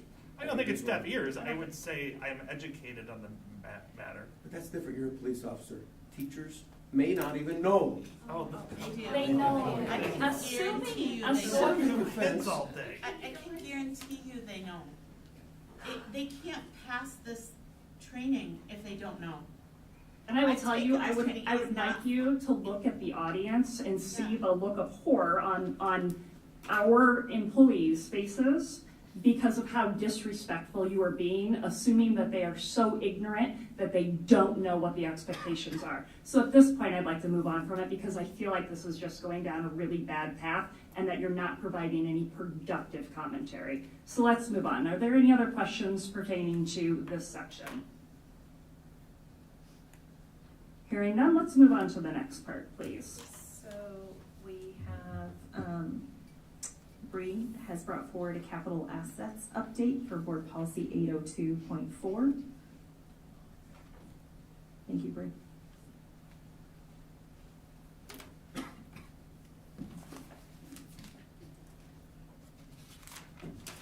So I don't have a lot to discuss. It's just in compliance with the changes to GASB 87. Just updating our language in terms of our leases, where they're no longer operating leases, but they're restated to be providing consistency in reporting, and that those operating leases are now either inflow or an outflow of resources. And then also, since we have this up here, I am recommending that we update our thresholds for machinery and equipment. We're maintaining the $5,000 for equipment as required. And then we're just increasing the threshold for those items that are considered improvements. You know, with how things are increasing, $5,000 as a fixed asset, that gets you a door replacement. And I'm pretty sure our director of operations asked why I was adding that as a building improvement. So I think it's time to update that and get in line. The same thing with our intangible assets. Those are things like software. You don't need something with that low of a threshold. You'd be depreciating everything you bought. So we just have to recognize 80% of those items, and this threshold does that. Any questions for Bree? All right, hearing none, thank you. Thank you. And last but not least, our Director of Student Services, Karen Allison, and the nurses have been working on a policy to bring us in alignment with a law that was recently passed around having certain medications on our campuses, and I'm going to let them talk to those changes. And I want to thank them, just like we thanked our teachers and teacher librarians for their time and energy above and beyond to collaborate on this and make sure that it meets the needs of our district. So we've got Carol Harris and Donna Carlson with us tonight. And so this policy really talks about our stock medication that we have on hand in case we have any incidences on campus that we can take care of with epinephrine if there is an allergic reaction, a bronchodilator with a spacer in case there's somebody that has something like an asthma attack, or the opioid antagonist, which is on the rise with street drugs that are being laced inappropriately, and this Narcan can definitely save a life. So these three pieces are really important to have as stock meds and readily available, whether it's through the nurse's office or on our campuses if we have any type of reaction. Any questions? I have a question. I believe there were some changes to the state. Who's providing us the Narcan? Is it through the state? It will be provided through the Health and Human Services has developed a program, and it's provided to us free. We can get up to 5 packages per building, which includes 2 doses in each package. Okay. We probably won't request that many. We will at the high school and the middle school, but we don't need that great of a dosage at the elementaries. I was just curious because and it states we'll keep 1 dose, and my question was, were we planning on keeping more than 1? Because at work, when we applied, it's not uncommon for us to go through 2 or 3 in one setting. Yes, so we will definitely have more than 1 dose. Each package comes with 2 doses, Yep. and we'll have a total of 5 packages. Perfect. Thank you. I appreciate it. Any other questions? All right, hearing none. Thank you very much. Thank you. Thank you. And I think that rounds out the policies. I believe so. All right, let's go ahead with roll call, please. Director East, Yes. Director Lynch, Yes. Director Fevich, Yes. Director Smithson, Yes. Director Castro, Yes. Director Champion, Yes. Director Dorter. Yes. Motion carried 7-0. Thank you. Brings us to 5.03, conditions for learning. Okay, it is, last time I believe it was the Bree Collier show. Tonight, it's gonna be the Jamie Olson show. Sorry, Dr. Bree is off the hook tonight, and look at that big smile on her face, although she's got some stuff coming up later. Tonight, Jamie talked in her previous board presentation when we brought some academic data, the ISAS data, previously, that she would be following up with our conditions for learning data, which then the next agenda item will run right into our district PBIS updates, which will tie these all together. So without further ado, thank you, Ms. Olson. All right, I got strict instructions from Celeste. I cannot move from the podium because I wander, she explained to me. So I will attempt to stay in one place. So to start off, just conditions for learning, we're going back in time. Conditions for learning is given in April. So this is data from April of last school year as we walk our way through it. So next slide. So like Dr. Moore said, we always want to draw back to our strategic plan. So as we are looking at this conditions for learning, we're tying this back into that learning achievement for all. If we're not feeling safe and all of those things here at school, that will impact our ability to learn and achieve. And then using this data to make sure that we're providing the accessibility to our students and what supports they need in order to better feel safe and secure here at school. So just to give you a recap, and some of this for all of you will be a repeat from last year when we presented this, but this is an annual survey.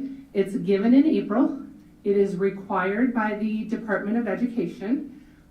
They write it, give it to us and all of that. It is confidential, it's anonymous, and students do have the ability to opt out. So as it goes, we will send out letters as we get closer to it, letting parents know what it is, their ability to be able to see the questions that are going to be asked. Those are linked right in there. It is a different one for grades 3 through 5 than it is for 6-12. 3 through 5 is a little bit shorter than 6 through 12, and the questions are just written in a more friendly manner for our 3rd through 5th graders. There is a parent, family, and a staff version that we can send out. We do that. However, it's not required, so your participation rate, I would say, so far for our families has not been that high. So that data is hard for us to look at when our sample size is so small. Something new this year, and as we look at that, is that it is now weighted. I feel like I should dance. It is now part of the performance profile for all of our groups. And so as we look at that, when we look at the weighting, it's 18% of the weighting for the Iowa School Performance Profile, which came out, I think it was October 21st, when it was released to the public. So it's 18% of that final weighting, and then in grades 9 through 12, it's always been a part of theirs, and that is weighted at 8%. This is relatively new as we go back. This isn't something that we've done for 100 years. 2019 was the first year that it was given. Again, it was given in 2021 and 2022. If you remember, 2020 is the spring that we shut down. And so as you look at that, yep. How can it be required by the state who can opt out? We have to have, they tell us it's required, and we have to have a 50% participation rate. If we don't, then we get a 0. So we have not had that where you don't reach 50%. So I can't speak to what would happen if half of our population opted out of that. But we have to keep track of who's opted out. It has to be, they fill out a form, they turn it in, we have documentation of who it is that is chosen to opt out. The other side is at any point during the survey, a student can just stop taking it. If they start to feel uncomfortable, it doesn't have to just be a parent that's choosing to opt out. If a student starts a survey, they feel uncomfortable, they can choose to stop. And that will count as a completed survey. Mhm. Just as we see in districts across the state saw, if you do not meet your participation rate as required by the state, it will negatively impact your Iowa School Performance Profile scores, which ultimately could put you in needing quote-unquote assistance in one of those categories. So if we were to fall below the 50% participation rate, it would have a negative impact on our Iowa School Performance Profile, which could create where we are identified as targeted assistance. Where are we now, participation-wise? I have that written down. So we are at elementary. When you look at it, we range from 91 to 97% across the 5 that put it together. And when we look at high school, they had a participation rate of 77% and BMS had 87%. So we haven't come close to that 50%. And that's including those who have opted out. So And that includes those who quit halfway through, correct? theirs can't count as a full survey, correct? All right, so there's 3 domains when they look at the conditions for learning that the state's guiding this under. One is under that idea of safety, the other is engagement, and the third one is that environment. I'm not gonna read that to you, but that kind of explains what those 3 things are when they're looking at those domains. So those are the overarching things that they're looking for. The next slide is gonna break it down into the constructs, and there's 5 constructs when they break this down that they're specifically looking at. They're looking at adult to student relationships, boundaries and expectations, emotional safety, physical safety, and student to student relationships. The links that are up there on the previous slide where I put in the link to the survey, that's the survey as the paper version that you would see if we take it online, but it's the paper version of the order it goes. What I did do was out of Panorama, which is where all this data is collected through the state that we have access to, was I took and I broke the questions down by the construct, because I think the most important thing as you look at this data is to know exactly what the kids are being asked as they are answering these questions. And so you can click on those if you want to see when we talk about adult to student relationships, what are kids being asked that relates to that? And you can see specifically what it is along with what are the responses that they have as options. There's 2 separate ones because they're different questions. And the 612 is set up the same way. They're in no particular order, but I thought it might be nice as you look at it to be able to see the types of questions that are being tied back into these specific constructs. So once the students take this, if you go on to the next slide, Celeste, what you're gonna know is when they take this, this is the challenging part. This is just a sample of 3 questions out of one of the constructs, and this would be a 3-5. And if the student were to take this and they were to answer all of them positively, so in this case that they would agree with this, that would count as a positive score. So when we get things reported out to us, it's a percentage. That's the percentage of kids who have responded positively to that construct. But what you'll notice is the negative responses make sense. If they respond all negatively, then that's a negative response. What happens though within that construct, there can be 6, 5, 8 questions. If one of them is responded negatively, that whole construct is reported out as negative. And so while the overarching data gives us one view, it's digging into that and looking at it at the school-based level that helps us to see what it is. But that's where as we go through this data, you're gonna find that some of those I just feel are a little misleading because 1 out of 8 questions can negate that whole thing if it's a negative. Do you get the info down to the question level? You do. You can get down to the question level to see where they responded that way. Yeah. Not by student or anything like that. But by question. Yep. So you can say, Mhm. okay, so this is the one that most people marked negative, even though most of the other ones were positive. Yep. And then you can focus on that one Yep. thing. Okay. So the next one gives you an idea of when they are scoring, what are some of the things that they're looking for? What's considered a positive response? They tell us if they don't have a positive response, it's counted as a negative. So when you look at this, there has to be two different scoring systems because the 3-5 survey looks different than the 6-12. Some of it looks the same, some of it is just a change a little bit in the language. And anything that's bolded, and I tried to put a green arrow by it because I wasn't sure on a big screen how that might come up with the bolding. Anything that's bolded with a green arrow by it would be considered a positive response. So if you look at that, for the one I'll highlight as we go out is that idea of emotional safety. As we go into that, they have to answer 0 times to every single question. And some of those questions, I'll go with a 3-5, is somebody has called me a name that hurt my feelings. And they have to respond 0 times for that to be counted as a positive. If they say once, then that automatically goes to a negative. So that curve there can really change quickly. And as you look at the data, you're going to see that that emotional safety one is across the board, not just with us, but also with the state and with the AEA, often very low. And in my opinion, it's because that 0 times for both physical and emotional safety are the only thing that counts as a positive response. And I have a hard time believing that anybody's ever gone through school and not at once had their feelings hurt. Do you know what I mean? Like, even if it wasn't intentional, sometimes it's just seeing that. Some of that is also about people including you in a group. Did you feel excluded?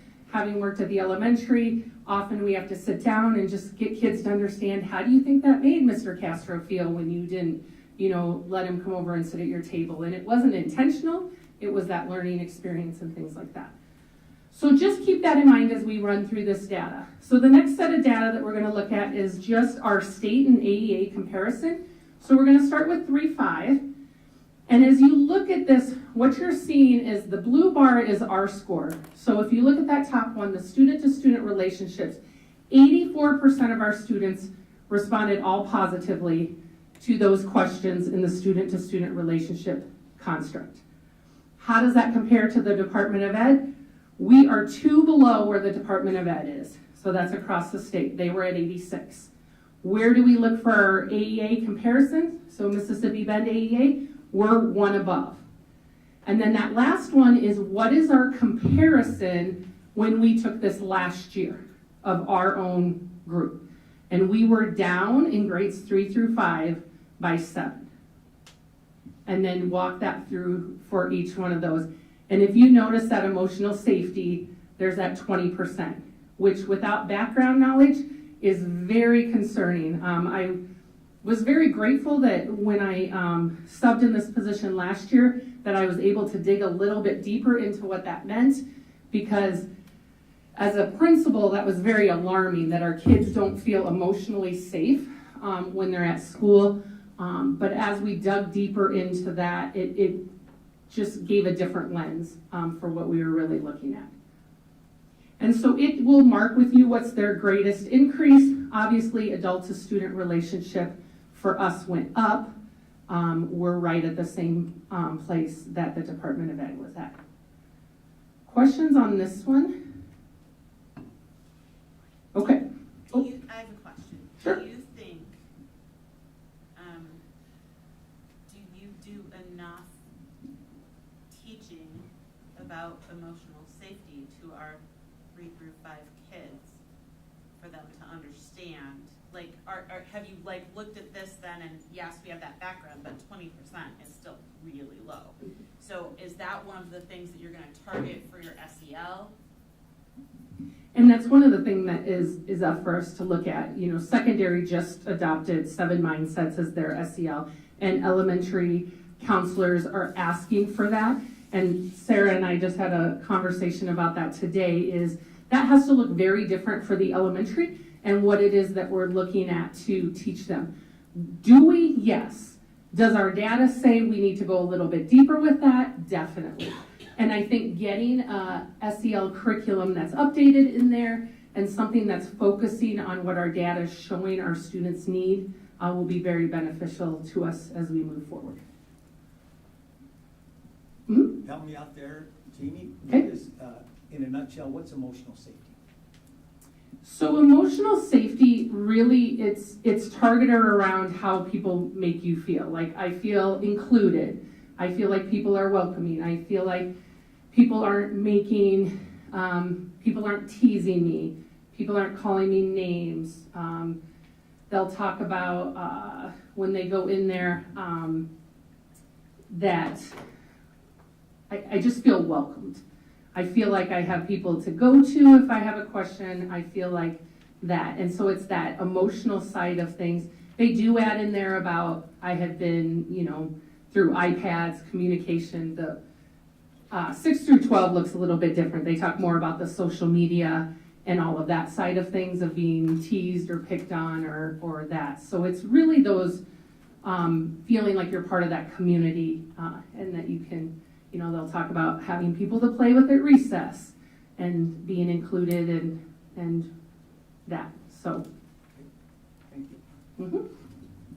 All right, so I'm going to take you back. Remember, this is April of last year, so I'm going to own the slides a little bit rough, but it gives us a starting point for what you'll see in our next presentation on what we're doing given this data.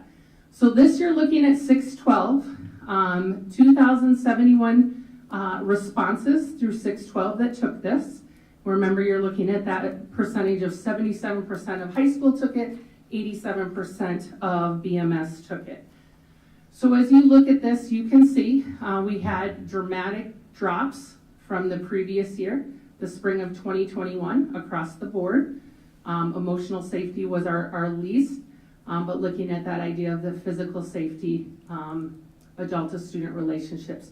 So this data has been in the hands of our administrators since the start of the school year. And I know high school has really dove down to looking at being very specific in the things that they're doing. I know middle school, as they're working through things, has really set up a lot of trainings to help ensure we're moving this up. And so as we look at this, we know that we've got a lot of room to grow. And we've got to pick out of here where we can start with and hopefully see that growth come April. I find it interesting that we're still above the state average in emotional safety at 24%. And that's why I think that one's just a really tough one for me, because again, take a chance and go look at the questions that are in there by those constructs. And I think when you look at those questions and you think they cannot answer one time, it has to be zero. This has never happened to me ever. That data is very hard for us to use and really pin down. So as we look at this, is there a way to look at a different construct, and that naturally brings that one up because it is, with that being not even one time.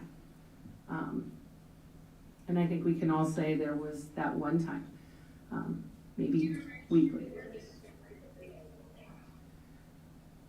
Other questions on this one? Are we able to disaggregate the middle school from the high school, or is it all just 612? They are able to, yes. They can go down and they can look at theirs, so they can break it down. You can't by grade level, but you can break it down by 6-8 versus 9-12. I would be curious to see if, I would hope that 9-12 would show more emotional safety, et cetera, than middle school, because that is, it's a rough period for a lot of kids for a lot of reasons. Mm-hmm. And I'm also struck these sharp changes down since the prior spring. On the one hand, the prior spring of 21, we were at 100%, but we did have some students in online only. Mm-hmm. But we'd only been 100% for about half the year. Yeah, and you're going to see that as we get to that longitudinal data, that as we look at it across, we have to keep in mind where we were in those timeframes. And last April, when this Mhm. survey would have been taken by students, is also about the time that we started hearing about real concerns from our community. So Yeah. this may represent a kind of nadir. Yeah. Can I ask one more clarifying question? So the way that these constructs are done, the questions, Mhm. they ask if you've ever experienced this, as in the history of you being a student, or is it within this year? They try to say within, this year at this time. I So think for kids that may not necessarily even have a read the concept directions of- carefully. Yeah, or Yeah. have a concept of time, like some of these are virtually impossible for us to Mm-hmm. improve on, because they're saying, no, in their grade, I experienced that one thing and they're now in ninth grade. And I think that the important part of this data, number one, it's here. So, the state says we have to do it, so we might as well find a way to use it. I think it gives us that conversation starter, and then we can start looking at other things to give us more clarity on what that's saying to us. So I think it's a double-edged sword. Are there parts of this that are great that they get that conversation started? Yes. Emotional safety, I'm going to say, is very hard for me now that we've dug into that and looking at how it's scored, because I just think it takes the reality of it never happening just isn't, I can't even say as an adult, I've never had somebody hurt my feelings and, make me sad or make me feel excluded. It's just,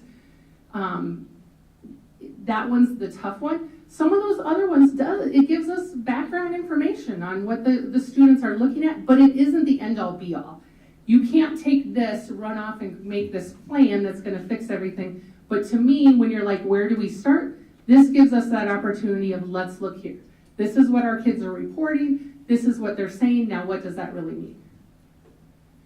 Well, and I think, as you look at some of these, like this adult to student relationships, that's obviously something we need to focus on, showing our teachers, ways to connect with our students, because those aren't, has an adult ever, it's, does the school let your parents know, that you're doing a good job, or are you told that you're doing a good job, and that kind of thing. Yep. So there are some of those that are really important. The boundaries and expectations, the adult to student relationship. You're right, emotional safety it's hard though, in any, like you said, for any person to say that they've never been offended or hurt, right? So that's not something we should necessarily ignore if that number stays low, but if we're improving in everything else, naturally that's going to start to go up. And that's what I would hope. I think that one's a hard one, even though when you look at it, you would say it's our lowest, although in this case, our boundaries and expectations, which our PBIS presentation that's coming after this will help to show how we're really working on that tier 1. However, when you look at this, you have to think, where can you make that biggest gain right away? And some of it is perception. We say perception is reality. I can list all the ways we do this to make kids feel, build relationships and stuff. However, if they're not feeling it, that list doesn't matter. And so we have to figure out how to get past that and move. And this gives us that conversation starter of, okay, where do we go? Where do we start? Because some days it's like, I don't know where to start. And so this gives us that. As we look, we're going to break that down a little bit, and Celeste is going to go to the next slide. And we're going to start looking at our student group data. So again, we have to break it up by 3, 5. So our first one is looking at the 5 constructs, and these are looking at our student groups. When you're looking at this, what you're seeing is the percent that have reported positively to all the questions in this construct. So for that top one, for student to student, the Black or African American, 79% of 3-5 students who meet that qualification for that student group reported positively to all of the questions that fell underneath that. And then you see that breakdown for student to student, and then also for physical safety. If you continue on to the next one, you're going to see the next 2. We're back to that emotional safety and that adult to student relationship. Again, this is our 3-5. So I remind you that last overall chart we were looking at was our 6-12. So I don't want that to be in your mind and wonder where we got with this. And then finally is the breakdown of those student groups by boundaries and expectations. And I would say as a former elementary principal, that makes me excited to see those numbers because I know we've worked very hard with our Tier 1 over the last few years. And again, this year is to really try to get those expectations and boundaries out there for kids and make those clear. And so do we have room to grow? Definitely, but I'm excited to see those numbers across the district for what we're able to see. Questions on the 3-5 side of things? Okay, so we'll run into the 6-12. So we're doing the same thing. This is your constructs by student groups. When you look at student to student, that means 21% of your Black or African American students reported positively to all of the questions in that construct.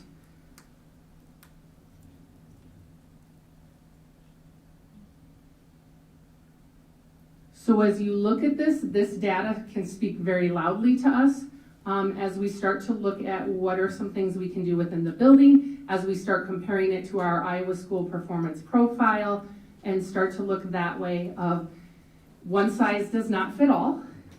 Everybody needs something a little bit different, and how do we reach out to those groups to ensure that everybody's getting what they need. The next slide will break down the next two constructs, your emotional safety, and then your adult to student.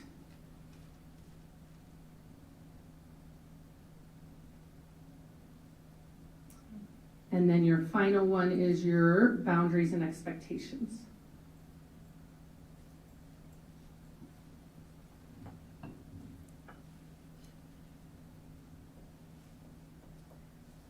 Questions on that part?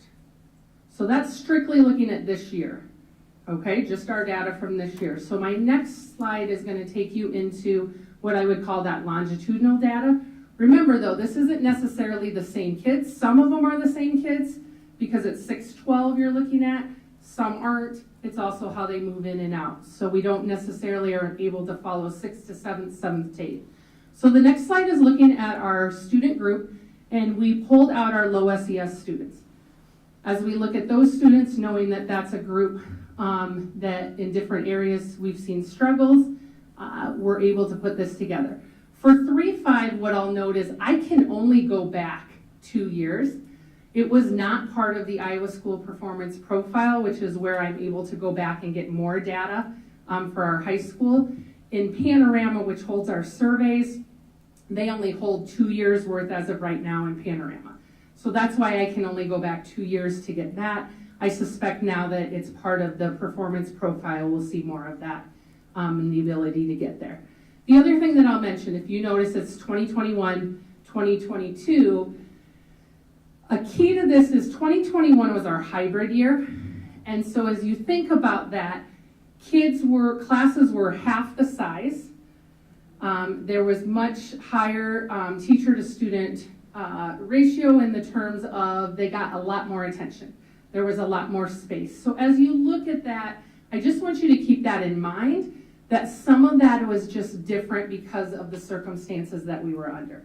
And that's the same for the high school. You also had those chunk of kids that were online. When they took it in that year, one of the options and the questions that you don't see right now in the survey was they asked them, how did you attend school for most of the year? Because we did have kids that switched back and forth. If you remember in mid-February, we also came back 100% in person. At that time, then some students chose to go online because they were only, so that fluctuation of numbers and those results can play a part as you look at that. And I think really in 6-12, you can see that spike in that 2021 numbers, and I think that definitely plays a part. So the next one that we're going to look at is our special ed group. So as we look at that student group and what it looks like over time with them, again, we have to remember with that 2021 was that hybrid year. Our next one that we're going to look at is if we just look at that student group for our Caucasians. This is how that breaks down. It's always nice to look at that point as we now break down and look into our other student groups to see where that comparison might fall. So our next group is going to look at our Black African American students.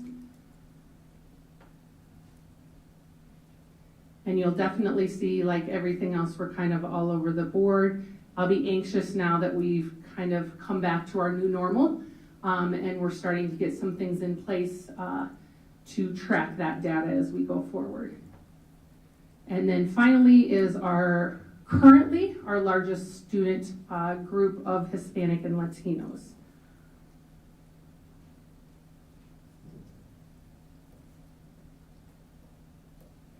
So again, we will retake this come April.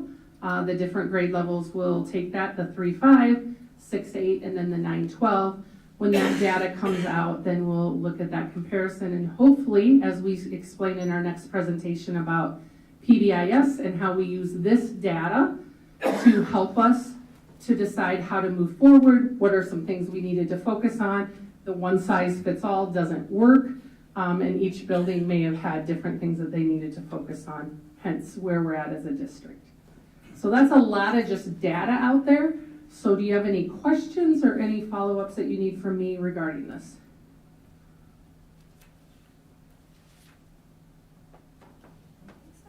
The biggest puzzle for me is like how you get from this level data to actionable items. But that's, I think you go in there in the next presentation and you go there in the future. So I don't need a long answer right now. It is. I mean, it takes a team. It takes that team effort, and I think that's one of the things we're really working on as a district, that this isn't a one-person job, this isn't a building principal, this isn't a curriculum director, this is everybody sitting down at the table and looking at this, and I think we're getting better at that as a district to really dig into that data, and versus looking at it and being like, oh, you know, that stinks, or that was great, like what can we learn from it and how can we grow? Even the things that we grew in, how do we keep growing? It isn't always about, you know, catching up from that backside. It's how do we keep improving? So it's a challenge, and that's why you need multiple data points in order to do that, because this is one point in time. So are you, like, is your plan to have your buildings look at these and then drill down to the questions? I think it's a combination. I think the teams will drive where they need to go. I think getting the data into their hands. Panorama does a very nice job of being able to break that down and look at it differently. And it's part of that is training them how to use the data that's in Panorama. For a while, high school, they didn't have access to Panorama. It's not used the same way in the elementary.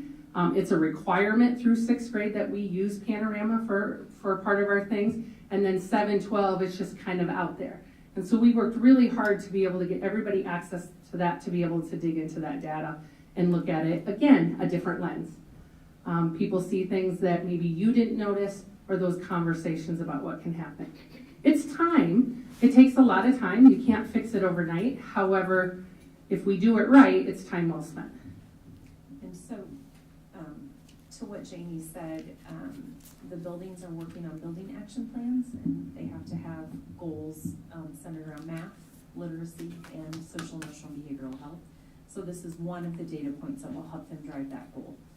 And then as we transition to the next presentation, we'll talk about how, and I'm happy to transition now if there's no further questions, but we'll kind of talk about some of the new systems and structures that we're putting in place to help sites manage that data, look at that data, and know what data to look at and how we use it. Jamie, was this a conditions for learning? Was this a locally generated survey, locally generated program? It's from the Iowa Department of Ed. So I don't know where Sarah might be able to talk about where they came up with the conditions. And then Panorama goes right along with that program. Panorama is a platform. So it's a website that houses all of our MTSS stuff. So when you look at it from I'm just going to use it from a K-6 perspective, that's where our FastBridge data is housed. It houses attendance. So it's kind of meant to be that overarching ability to look at the whole student on one website. And because K-6 requirement for FastBridge, that's why they went up to K-6. With the intent, from what I'm hearing, is that eventually 7-12 would become part of that. I think they've hit their own glitches, staffing, where to go, changes and things that's been put on hold for a little bit. So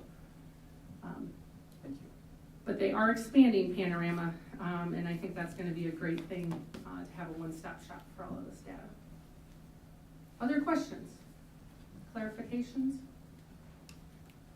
Thank you, Ms. Olson. You're welcome. All right, and thank you for that transition into 5.04, PBIS. Yes, so as you recall, our focus this summer was to align systems supporting student social, emotional, behavioral health, pre-K through 5 and 6 through 12. We developed behavior matrices, parent handbook was updated, and in grades 6 through 12, those administrative teams worked collaboratively to align expectations such as cell phones, dress code, etc., as developmentally appropriate. We also spent time regrouping and developing systems and structures to build vertical and horizontal alignment across our organization, and this work resulted in the development of our BCSD district team organizational chart, to which these two ladies, Jamie and Sarah, will give you a preview of what that looks like here in a minute. All ties back to our strategic plan around that, especially around that organizational coherence piece. And then under that organizational chart are the different layers and the different teams of how we're trying to get just alignment in the system. And it's created that coherence in communication and creating coherence in the work that we do. Jamie is back for number 3. Karen will be back for number 2. And Sarah is up with us tonight to provide you all with an in-depth update on the PBIS work that's been going on since this summer. So without further ado, it's all yours, you guys. So this is a combination. We left you with the CFL data, which is kind of that overarching data of looking at that building level back in April of 2022. So now what we're looking at is what's our current reality right now. And so the next slide is going to take us into just a reminder for you guys. As we look at things, we have 2 ways to categorize our behaviors now, and we've worked very hard on cleaning this up across the district. Do we have room for improvement? Yes. This is a learning curve for our staff. The way we enter things is a learning curve for everybody. We're going to everything being entered into Infinite Campus, where before we had paper versions, different things like that. And so as we work through this each quarter, we stop, reflect, look at what we need to do. So the 2 things we're looking at are minor behaviors and major behaviors. I'm not going to read all of that to you, but basically a minor is you're kind of going overboard here, but I can handle it within the classroom. You keep doing it, I redirect you, we come to that agreement, we can get you back and focused. I may have to do that daily, and so I'm going to start to keep track of that, because if over time my redirections are correcting that behavior, then we may need to have to move a little bit forward. So those minors, we are still tracking. Our data tonight that I'm going to show you is strictly around majors, because those minors are those learning experiences.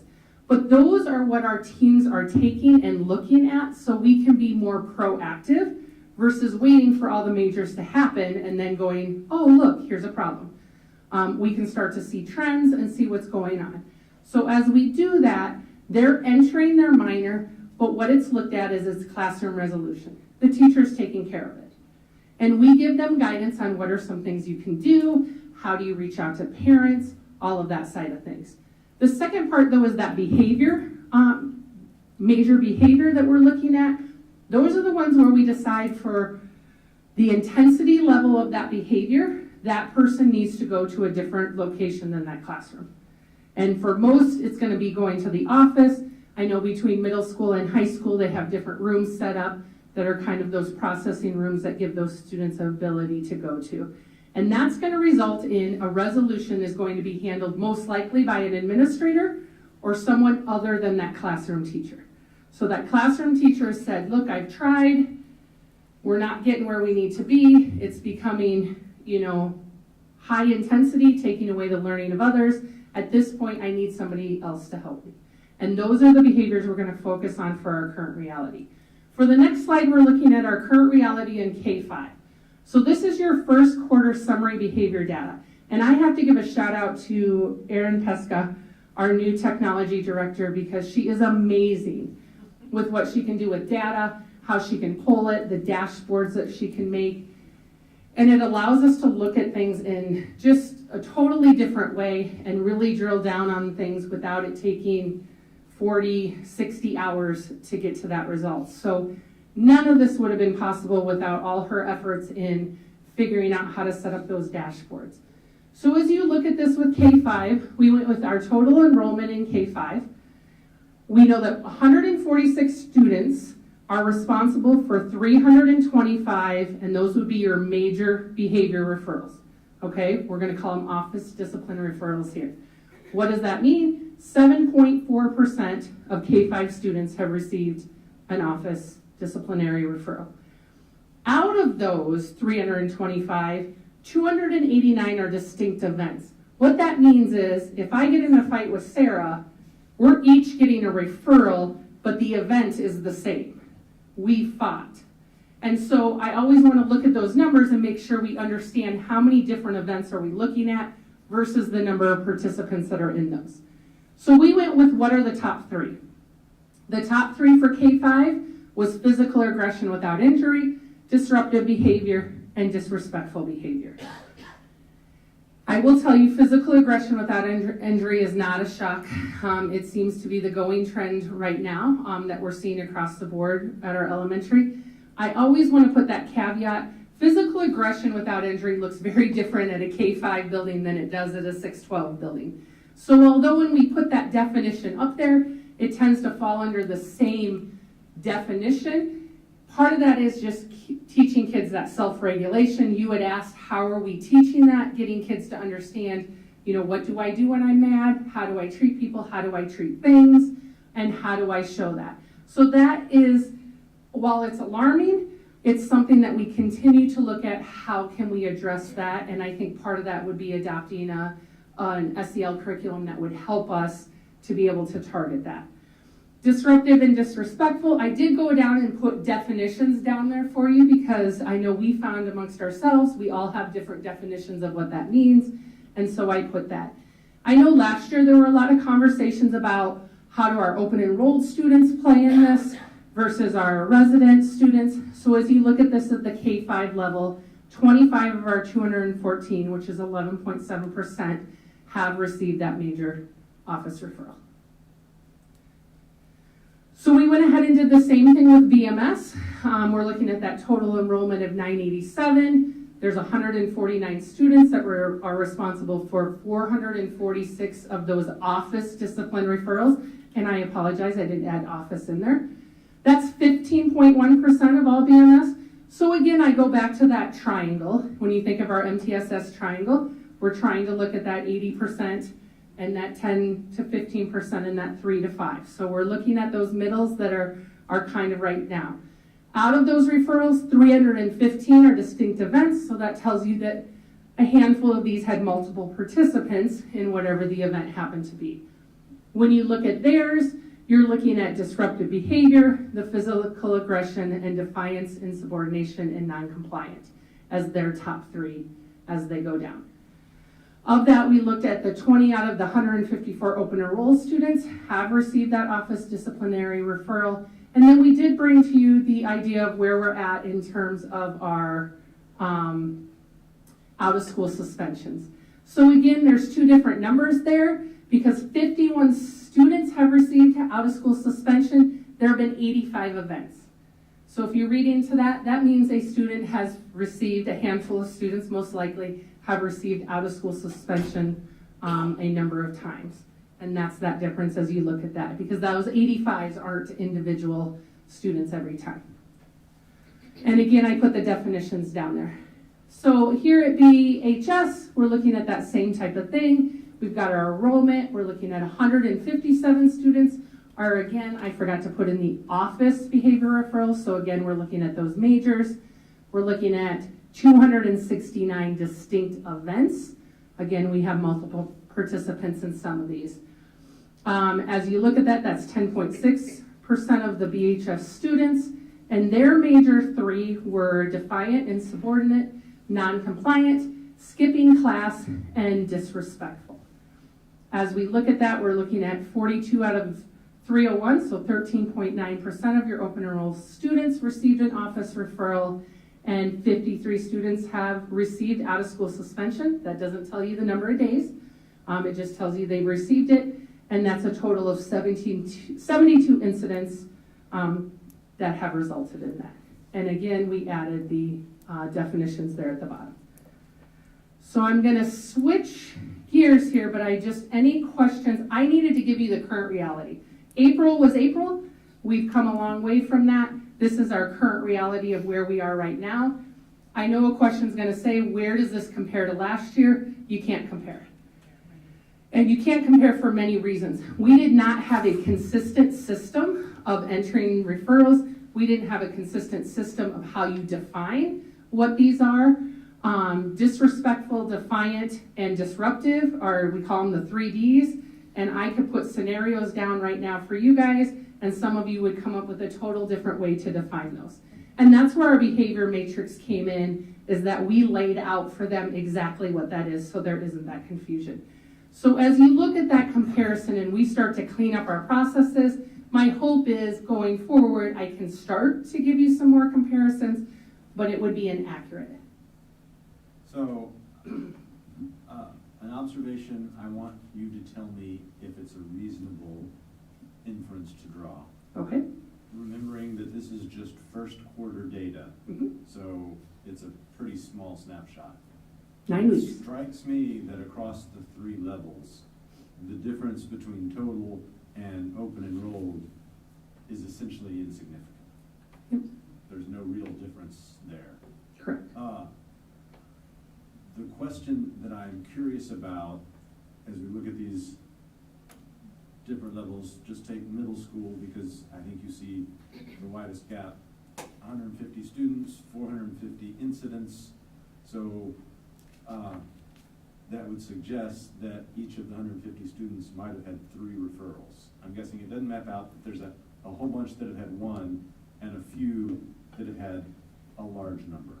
Yes. Do you know, like, have I broken it down that far? Those students that have gotten the most referrals, are we talking about 10? Are we talking about 20? Like, where there's like, this is a clear problem that this student doesn't seem to be able to change behavior. Do you want me to take that? So, middle school is looking at that data. I got Alan.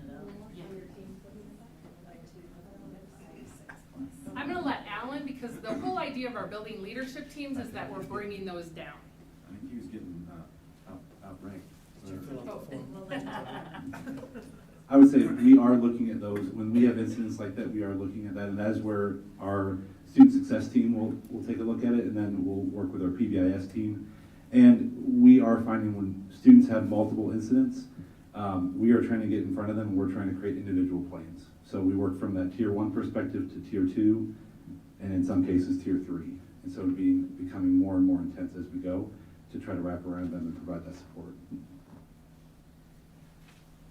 I don't know, do we truly know that that statement is true, that there's no difference between open enrollment and non-open enrollment? Because, for example, just on the high school data here, 42 out of 301 of open enrolled, but how many of those 53 in the line below are of the 42? Or the second line, 157 students, how many of the 42 are that 157 that have multiple referrals? I don't know those numbers, so I don't know if that's a true statement. Well, that's why I But don't so know I either. can't, just It's because an impression 13.9% that of it gives them, me. but of the 13.9%, they can be responsible for several. And I don't have that data. So the 157 students at the top include open enrolled and district resident students. Correct. I'm saying, that's what I'm saying. But I don't know how many of the 157 are 40, of those 42 are the 157, or of the 53 below that had multiple out-of-school suspensions. Well, we don't know how many kids had multiple out-of-school suspensions out of that 53.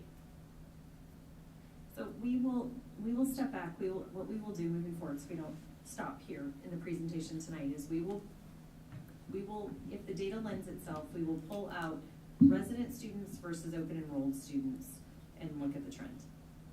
But what I can tell you at middle school, as Alan and his team can attest, as I look at those trends in terms of I think,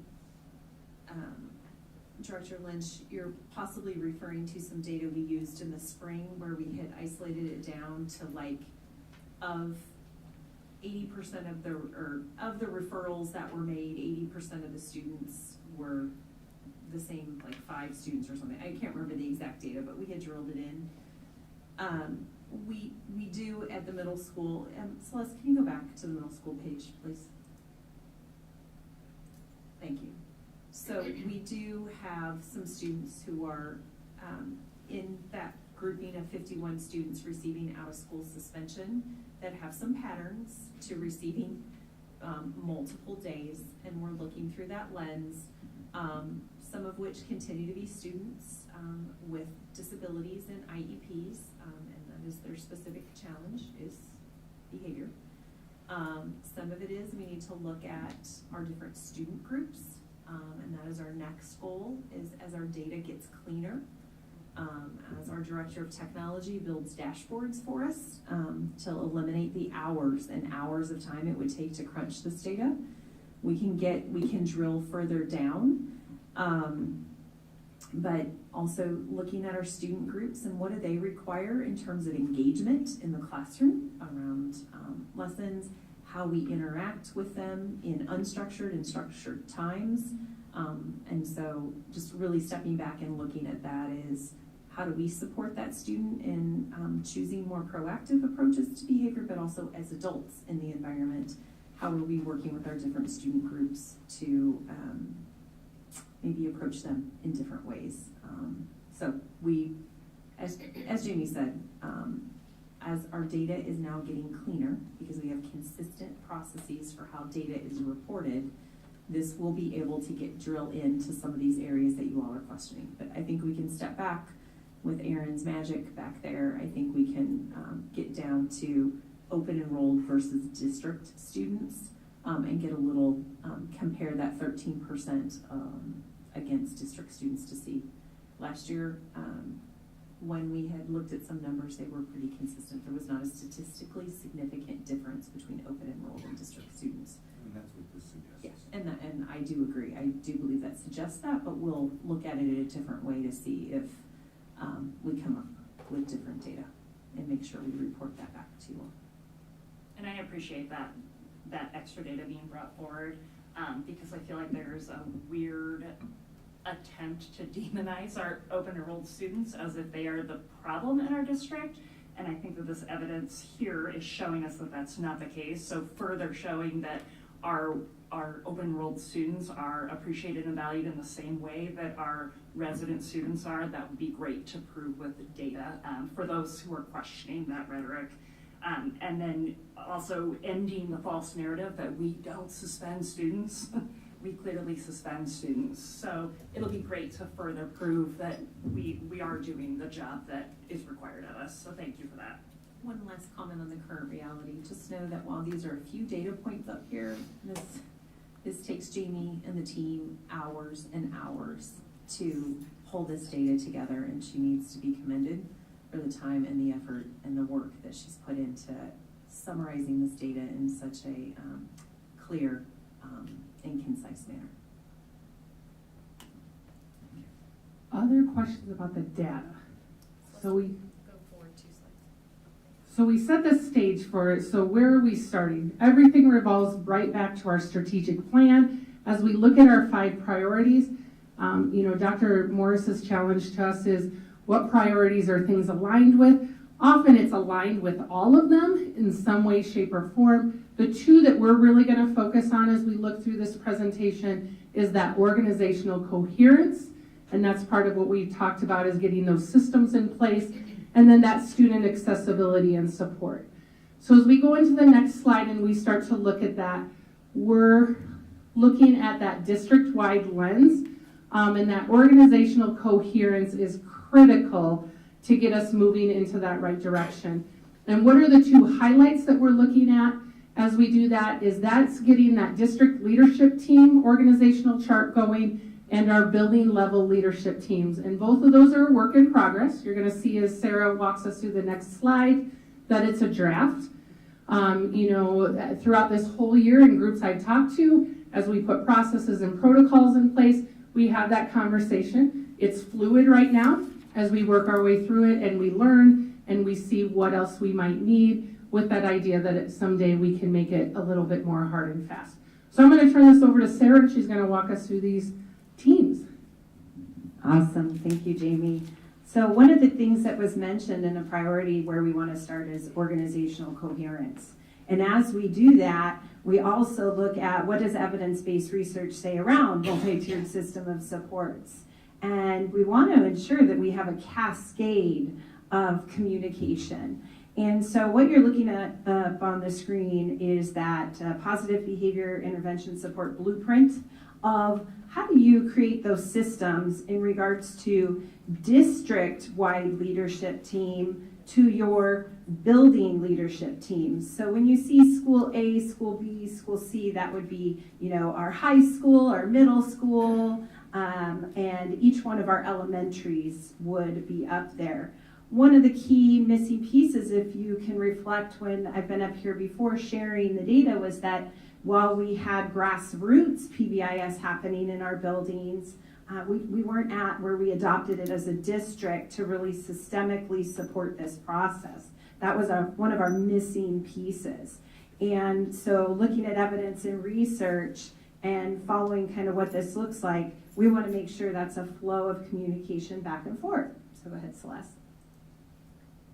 Working in regards to our district teaming, we started to look at, well, what leadership teams do we have in regards to the work in our district?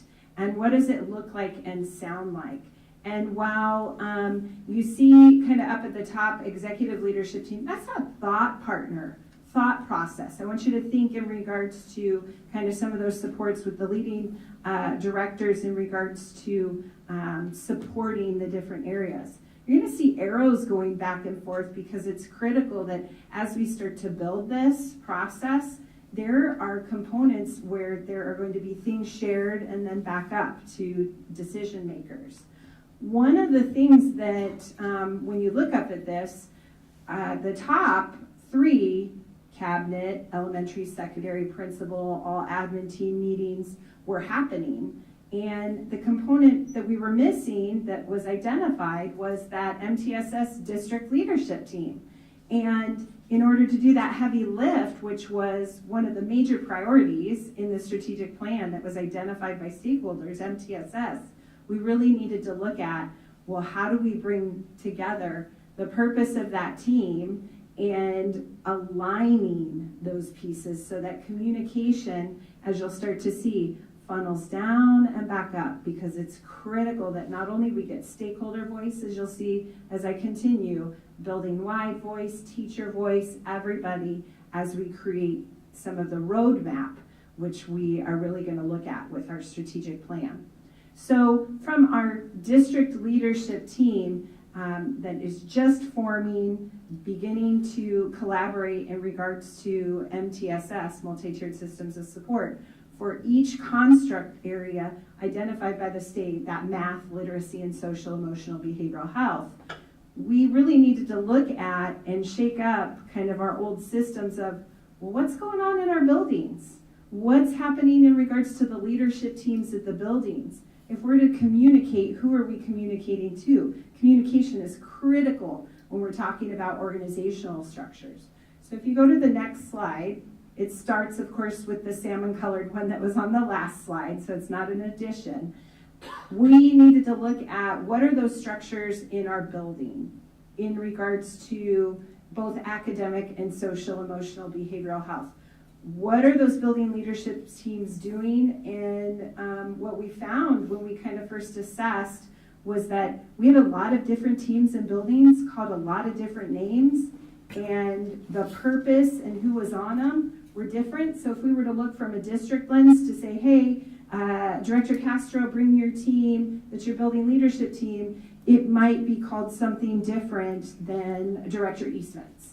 And so we really had to look at, well, how do we take and align this strategically so that when we start really making sure we have these organizational conversations in MTSS, These are critical because it's supporting our students. It's the efforts that we're making for our students and our families.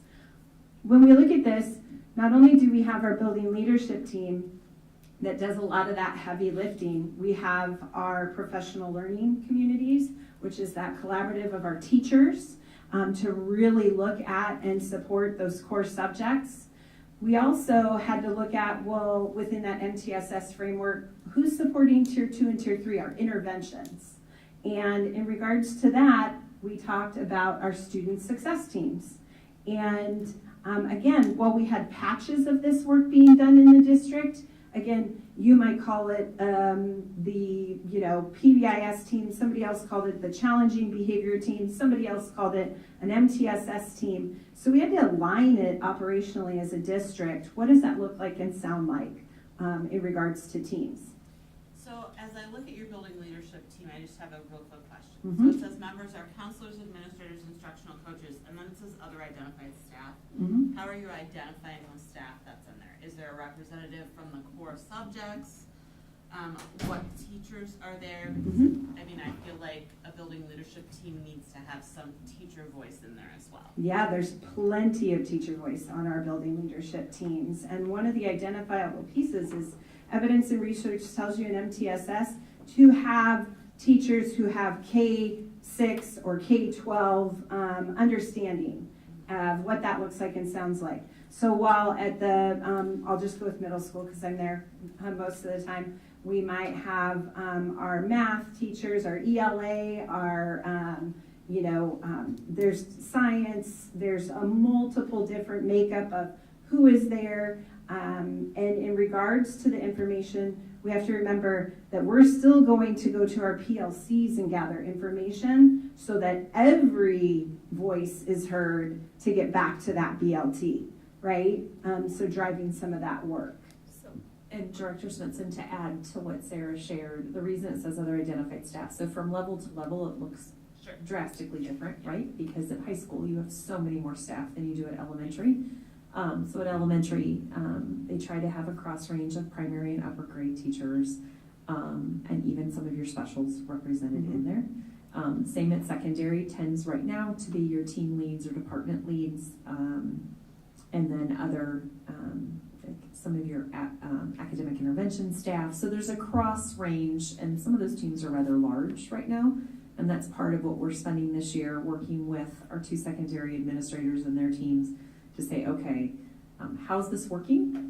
What adjustments do we need to make going into the next school year? I would ask you to consider looking at, because they are probably a special at the elementary, but not necessarily at the secondaries, but their training is invaluable and they would be on the level with an instructional coach, but I would ask you to maybe consider looking at teacher librarians for those building leadership teams because of the background that they have in instructional techniques, in technology, in supporting other teachers and that type of thing.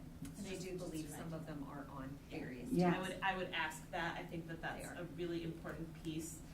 It's one of the things that is one of the tenets of being a librarian.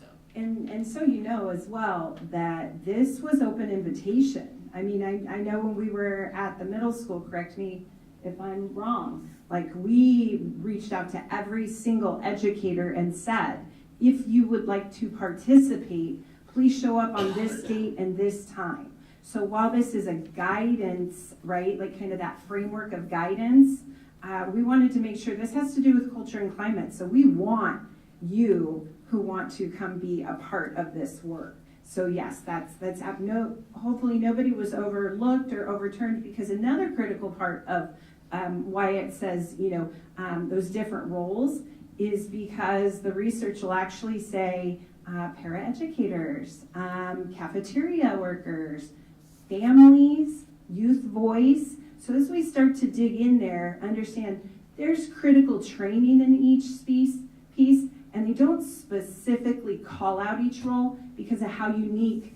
your building may look from your building and so on and so forth. So thank you for that critical question. I hope that your teachers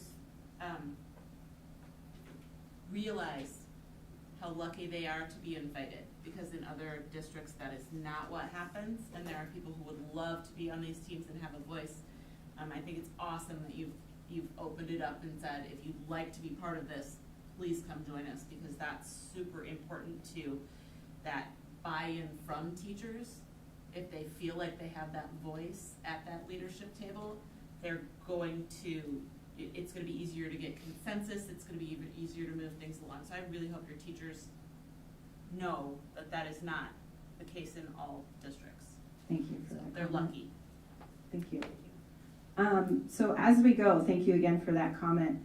The biggest piece we want you to see is that as we look at this draft of the organizational chart, that the classrooms are not at the bottom, they're actually the center that goes up, and that we have a cascade of need for what that looks like and sounds like, because it's critical in multi-tiered system of support that all of our stakeholders are heard. That is family, community, staff, and like was shared, this is and shouldn't be done to you, it should be done with you in a collective, collaborative voice, and what that looks like and sounds like. So while we looked at our teams both in our building and at a district level in order to establish this work, go ahead. And Karen, make sure you jump in when it's your turn. Because I could keep talking and talking, you guys know me. That's what she's counting on. Yeah, right. Go, girl. When we think about this work, as we looked at our priority 1 and organizational coherence, we're still doing that work. One of the main pieces as we sifted that out was actually to have a training day to look at how do we do this? Where are we at with this? What does this look like and sound like? So as we think about priority 3, student accessibility and support, we're continuing to look at prioritizing the learning and connectedness, social emotional wellness, which through our multi-tiered system of support will address definitely those pieces in priority 3.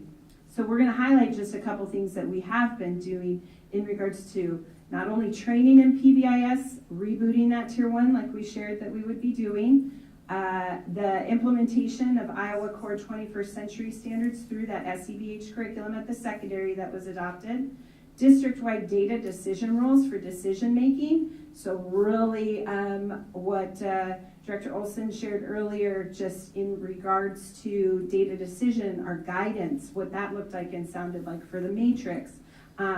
Director Lynch, she talked about, what are those referrals, like 20 or more, 10 or more, and national data would say 0 to 2, kids make mistakes, right? So 0 to 2 referrals is a typical situation. What we need to look at then is that 3 to 5 and 6 plus, right? Tier 2 and tier 3. And also thinking if we're really tilting that triangle or what that looks like, how do we shift our core? Because universal instruction is critical. And so looking at these pieces for priority 3, I'll go ahead and have one more slide, a couple more slides before I pass it on.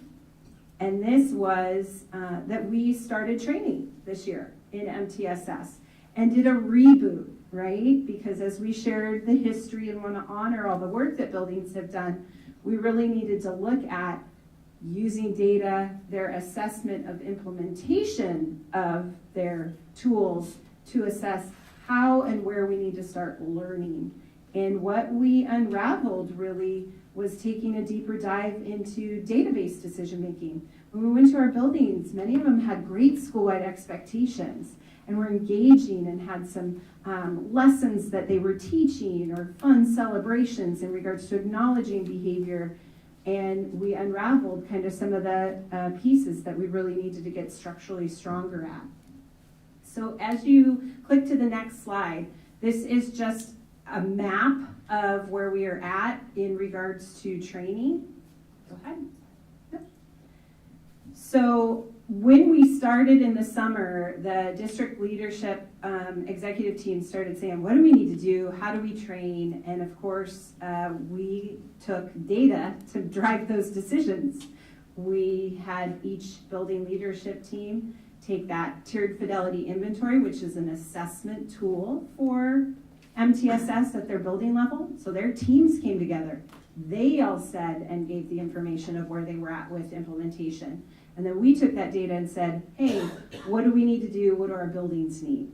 And so as we started to map that out, so far this year, we've had 1 day of reboot for implementation around Tier 1.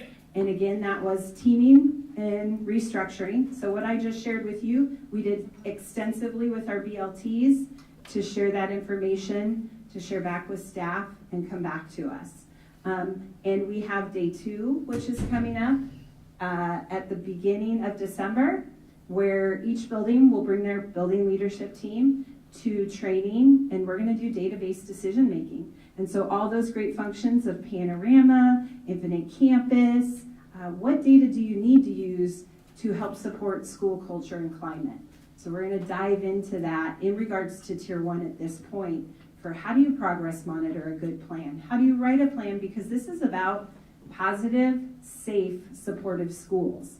And those BLTs really need to really look at that plan in alignment with our strategic plan. So we're here right now at finishing day 1 and going into day 2 of rebooting what that looks like. The next 2 days we have scheduled throughout the year will be to review the classroom practices, so the instructional practices and what is happening within the classroom, because that's a critical piece of Tier 1. And from there, we'll have the BLTs assess and kind of move up to, hey, how do we know you're doing this with fidelity? What does this look like and sound like? And I know everybody says that's the bad word, the F word, and I'm like, that or data, the 4-letter word. And what's critical though is evidence and research says we need to have that there. If we map out a plan, what does that look like and sound like? And our teams and our staff get to be a part of that. Again, this isn't me doing this to you. It's the PLCs creating what that looks like and sounds like. It's the whole building creating that structure, so it's collaborative, not, hey, this is missing. Exit tickets after professional development. Did we grow? Do we understand? So we'll start using data to drive that versus I feel kind of language and move towards that. We'll continue. This is a continuous improvement process. Each year we get new students. Sometimes we have administrative changes and staff changes. And so that's why it's critical to see the lens of MTSS through continuous improvement. So you see on the right-hand side, I'd just be remiss if I didn't say it, the different pieces that are there that are leveled. You'll see booster, database decision-making, Iowa core instruction, trauma, bully prevention, or other customizable pieces. While MTSS says here's some strong components you need to have under the PBIS umbrella, positive behavior intervention supports, we still need to say, hey, what do we do for emotional safety, right? What do we do for physical safety? How much instruction do we need to bring in? And those are those different lenses. The state also says, here are some things you have to do. Those are required pieces. And we don't want them to feel like they're spinning multiple plates. We got to get smarter, right? Not harder, because I want to take stuff as much as I can off the hardworking teachers that are in our classrooms every day. So that's kind of where we're at. And then we would assess as a building, are we ready to go on and learn about Tier 2? Because that's a heavy lift as well. So. Thank you, Sarah. So as we continue, this is part of the triangle that we've been talking about with multi-tiered systems of support. Talking about the lens that Sarah had just talked about, we know that if we look at this triangle, we know we're post-pandemic, it's shifted. Our core instruction, usually it was 80% of the students. Once you taught it, once you practiced it, gained fluency, students were able to use that and move forward. And then there was 15% that needed more targeted intervention and practice and support, whether that support was with check-in or check-out or a SAGE group to learn better executive functioning skills. And then at the top was the next 5% that needed more intensity. With post-pandemic, those percentages have changed. We're seeing that 60% of the students Once you teach them the expected behaviors and the expected routines in the classroom and the hallways and the bathrooms, they were able to replicate that without any problem. Well, we're seeing that now 30% need more additional support, and the support that they need, that's all the trainings that staff need to go through to provide those supports. And then we have that 10% at the top of the triangle where students need even more specific supports. And it's integrated in the services that we provide throughout our system, whether that intensive support happens at school through a functional behavior assessment, whether it's through the therapeutic classroom, the school-based therapists, so forth at the top of the tier. But what we have learned is if we put on the lens of trauma-informed care, what we need to do for kids, we're needing to increase the supports that we provide for them. So we've done a lot of big lifts this first quarter going into the second quarter. We have developed that referral process. We have common definitions going throughout our system. There's a referral form that all of our staff are using. We've trained in those, and we have those response strategies that are more similar than dissimilar throughout our system. Why is that important? We need reliable data. Why do we need reliable data? We need improved outcomes. So it is a continuous improvement cycle, and as we hone in on all of those pieces, we're able to provide the appropriate supports at the different levels throughout our systems. So many opportunities have been afforded to us. A couple of those great opportunities that staff have been able to go to is the Iowa Best Conference and the National PBIS Conference. Those conferences lent itself to not only our core PBIS, our Tier 2 interventions, and also our Tier 3. And that was further learning that our staff at the different levels have been able to take part of. And we had different people going to each of those conferences. So we're building efficacy across our buildings and our system, which is really important. At the building levels, here are the highlights of the professional development that we have been providing. We have Nick Swanson is here from the AEA. He has been part of the heavy lift that has happened not only at the middle school, but he has also provide paraeducator training. It's been 2 weeks now at the AEA along with Ben Layers. So we are in ISU Extension with Jen Best. We have continued to provide opportunities of deep training to support our PBIS multi-systems of support at the core level and as we head up into Tier 2 and Tier 3. Can I share something really quick? No. Thank you. I know, I shouldn't have used guided Good. self-correction with Karen. One of the things I was just going to have Nick Swanson, we asked him here tonight as a critical friend and partner in this work from the Mississippi Bend AEA. We have been really focusing on our para-educators, and they're getting training. When we received the therapeutic classroom grant, many of the dollars are going towards that core, especially to support higher need students. And Nick and Ben Layer, the picture that's there, hosted a Para Academy training. And I just wanted Mr. Swanson to share a little bit about our staff and that experience.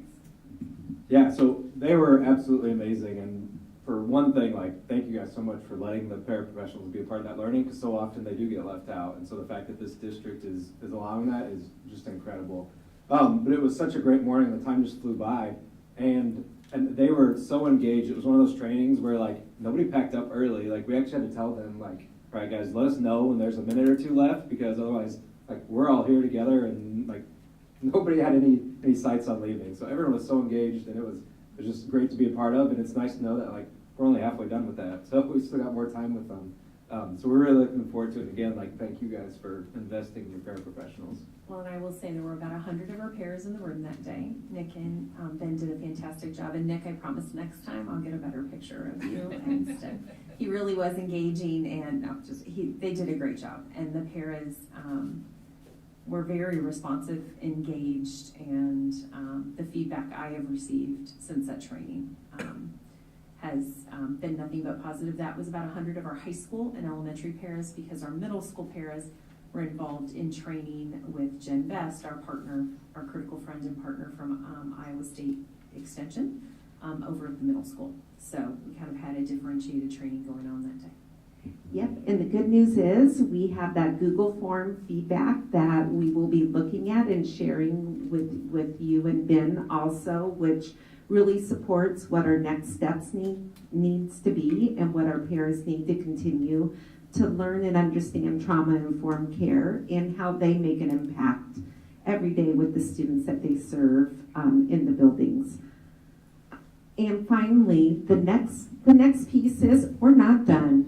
We still have work to do, and we will continue to move forward as a district leadership team and guiding the work of what are our next steps in alignment with our strategic plan. Our building leadership teams will continue the training with Sarah Harris, with Jen Best, and with our AEA.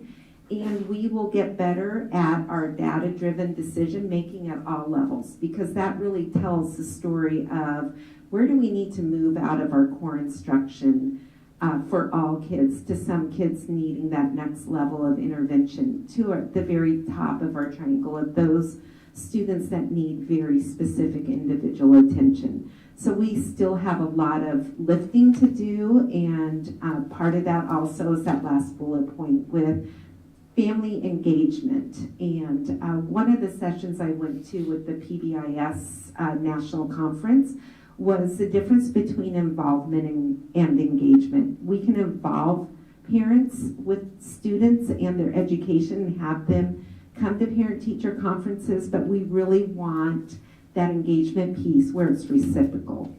And we want to honor what parents bring to the table and get them as engaged as possible as we go through rebooting our PBIS in our core and strengthening that to meet the needs at the different levels. So, questions that you have for the team?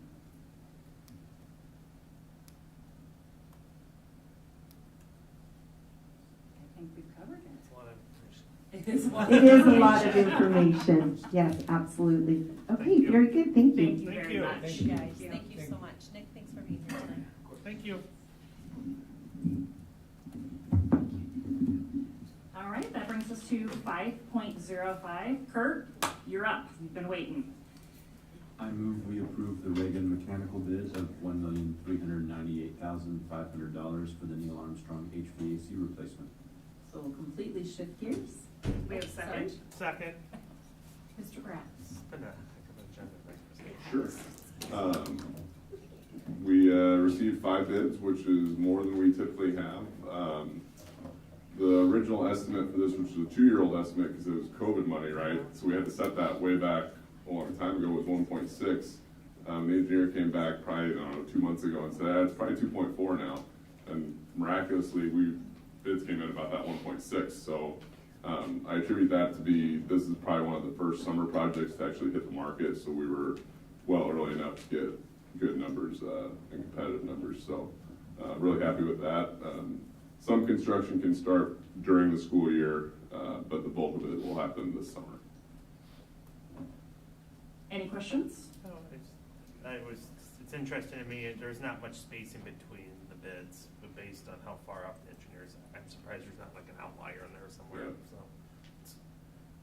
It's a little good to see, to be honest with you. Yeah, that's a sign of good documents. When you're an architect or an engineer, if you get, 1 million bid, 2 million bid, and 3 million bid, you've done something wrong. They should all be within about 10% of each other, typically is what we like to see. I like it. Perfect. No questions? Roll call. Director Lynch. Yes. Director Pevich. Yes. Director Swin. Yes. Director Champion? Yes. Director Dorner? Yes. Director Eastman? Yes. Motion carried, 7-0. Thank you. Brings us to 5.06. Do you have a motion? I will make a motion to approve 5.06. Well, it's actually just information. Oh, No, no, it's- action. No. So Sorry. can I explain before you go to motion second, so that you know how you want to proceed?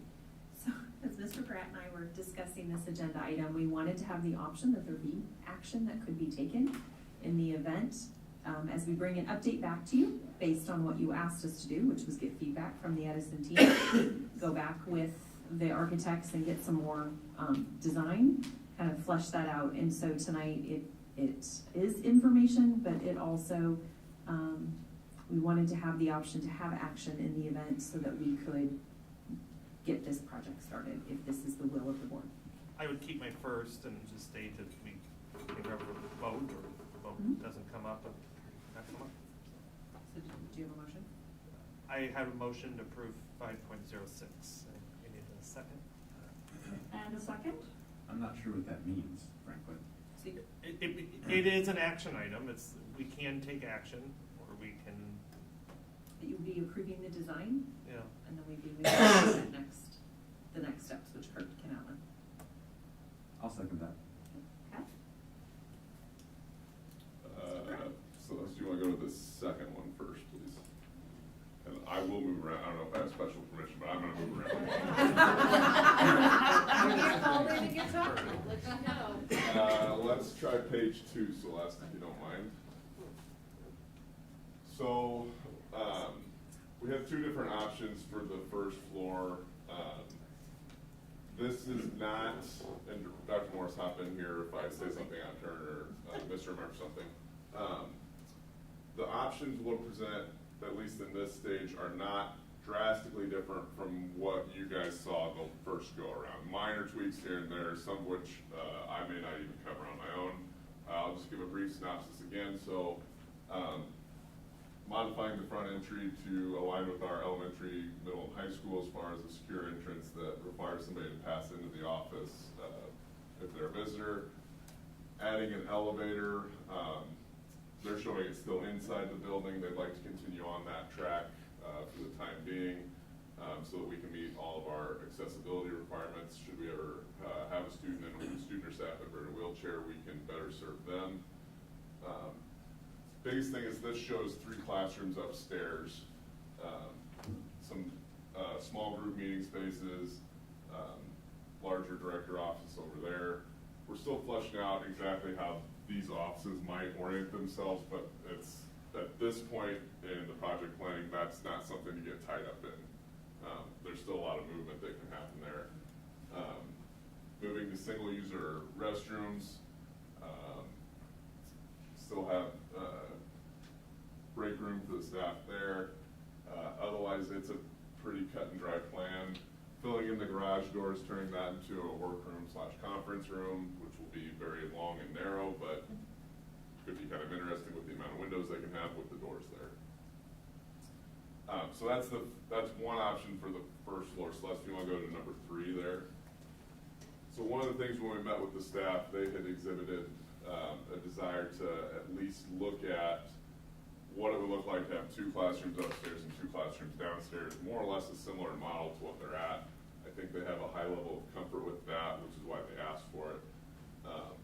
So we came back to OPN and said, and actually OPN attended that staff meeting we had with them to hear the direct feedback. We asked them to look at that. So there's some pros and cons, obviously, to any design we have.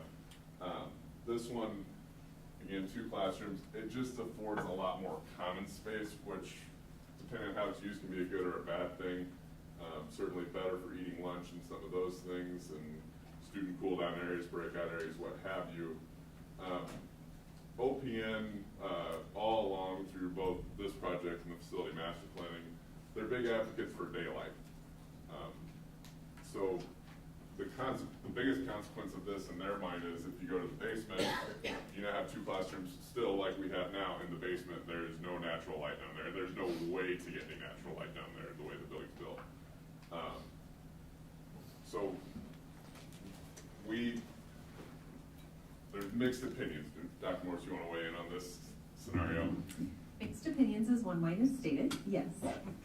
In terms of tonight, as Kurt said, getting hung up on whether it's 2 and 2 or 3 and 1 is not, like, those will be things that we continue to flesh out with the staff and with OPN and what makes sense financially, right? Like in the scheme of this and how we utilize that other space. And so we also don't want to end up with a lot of quote unquote dead space that just doesn't seem, I don't know, doesn't seem prudent given, you know, what the cost of this project could conceivably be. And the bottom part of the L of the common space runs that risk, it seems. What's the square footage difference on the 2 classrooms versus 3? Not as much as you would think. I would say, based on the plan, from my best guess, maybe 50 to 70 square feet. Because we're still trying to align with the windows that the building has. And remember, you're talking about 10 to no more than 15 students per classroom at any given time. Yeah, I suppose there would be a question, is there any desire to increase the capacity of Edison, in which case a larger classroom could be future-proofing? But if we don't see that happening. I don't think it's an option at this point.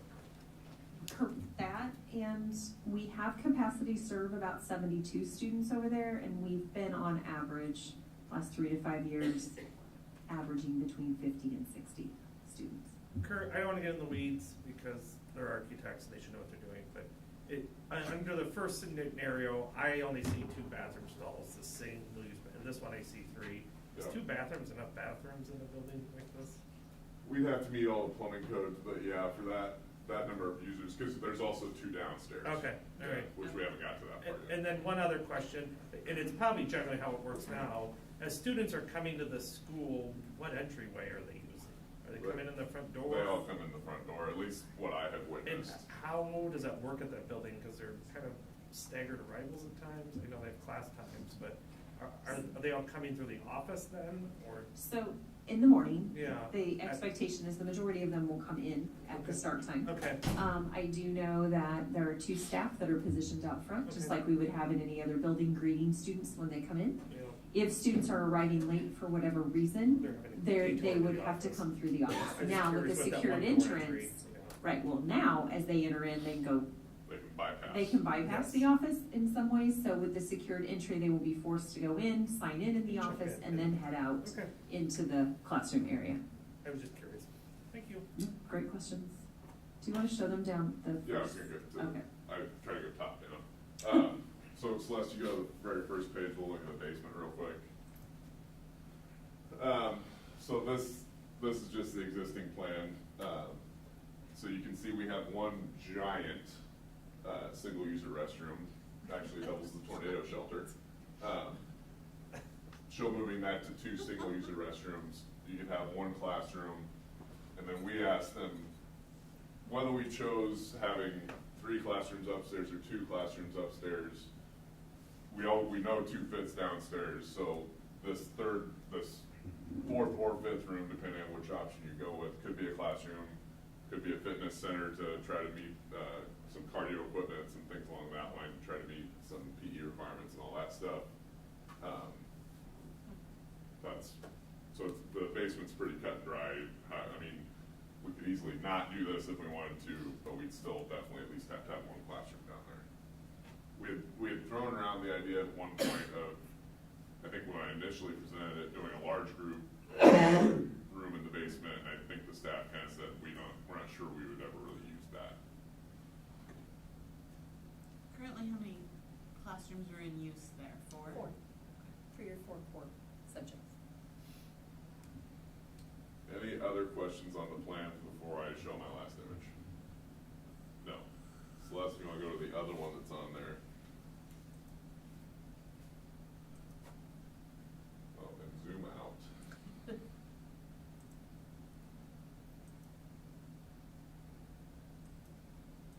Keep going.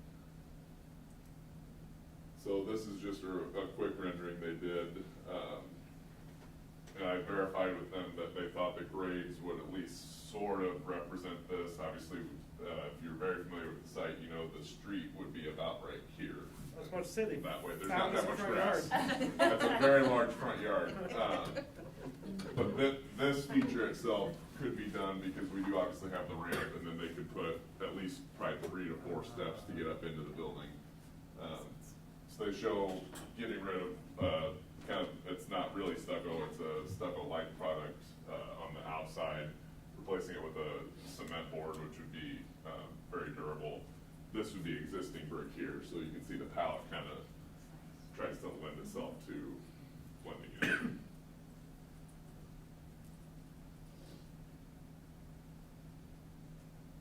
Questions for Kurt? Hopefully there's one more question hanging out there, because I haven't said it yet, but I'll see if it gets asked. Do it. What about, I don't know. So where do we go from here? So well, yeah, that's kind of where I was going. So right now, the estimate is 2.75 million. You remember in Breed is right there. So we've always had 4.5 million budgeted for this project. Whatever form it took, that was always our budget. So we're well within that. By the time you add in the architect's fees, furniture, and other stuff like that, you're probably slightly north of 3 million for a total all-in budget for the school district. I think the intention of the action item tonight is, if you approve of this, we'll take the next step, which would be engaging an architect for the whole thing. We would bring that back to you for the December board meeting for approval. If you're in approval that we should move forward with this. Now, there's some timeline questions. It hasn't quite moved as quickly as I would have liked it to, through nobody's real fault.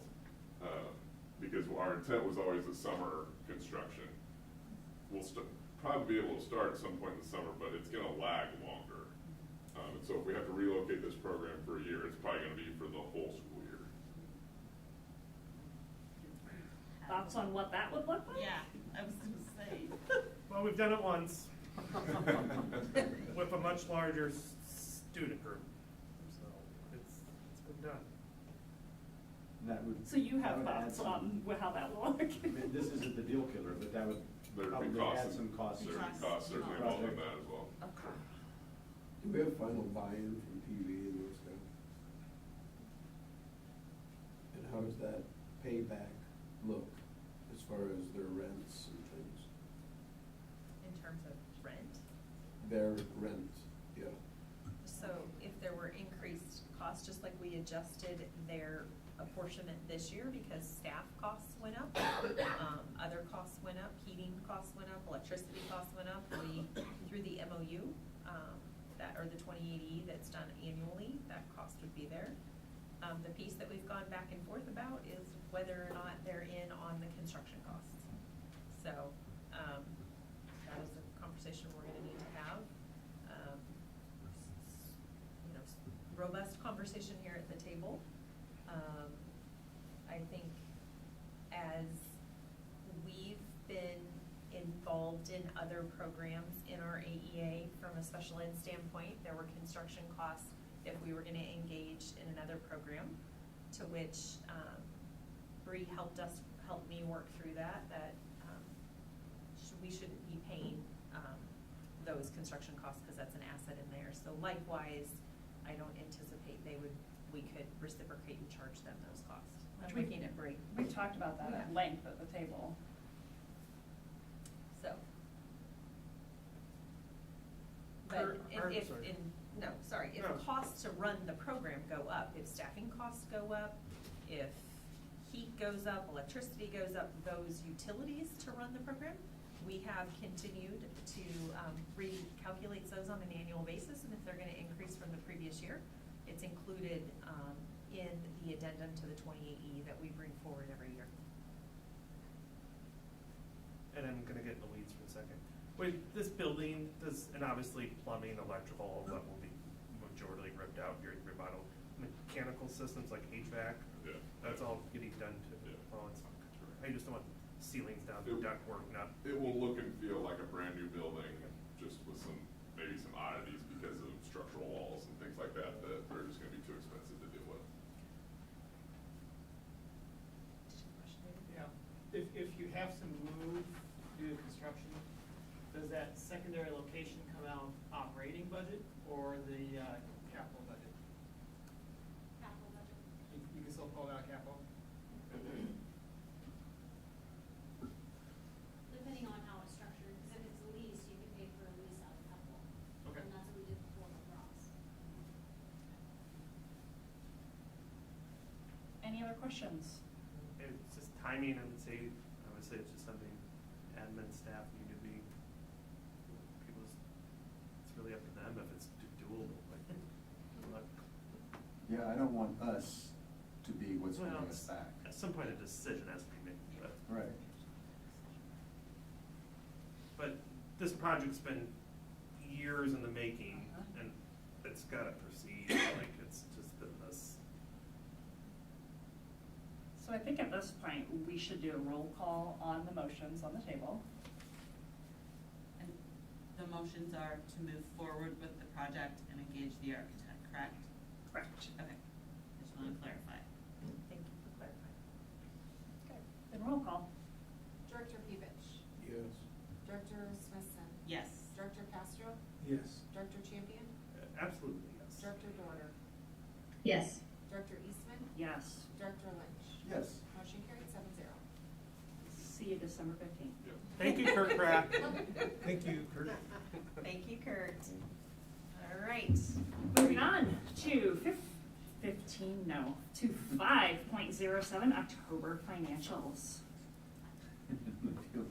It felt like 15.07. Welcome. Hi, Bree. Bree. We need a motion. Welcome. Do I have a motion? I would make a motion to approve 5.07 October financials as presented. And a second, please. Second. Okay, fingers crossed my computer doesn't die, so I had to go charge it for a little bit. So starting with our statement of revenues, expenditures, and surplus deficit, the general fund revenues are down 1.2% over the same period last year. We did receive September property tax payments, however, we are budgeted to receive less in property taxes this year, and so that's why you'll see that number decreasing. We also have less local grant and donation money at this time. It's cyclical, it's nothing to be concerned about, just an observation.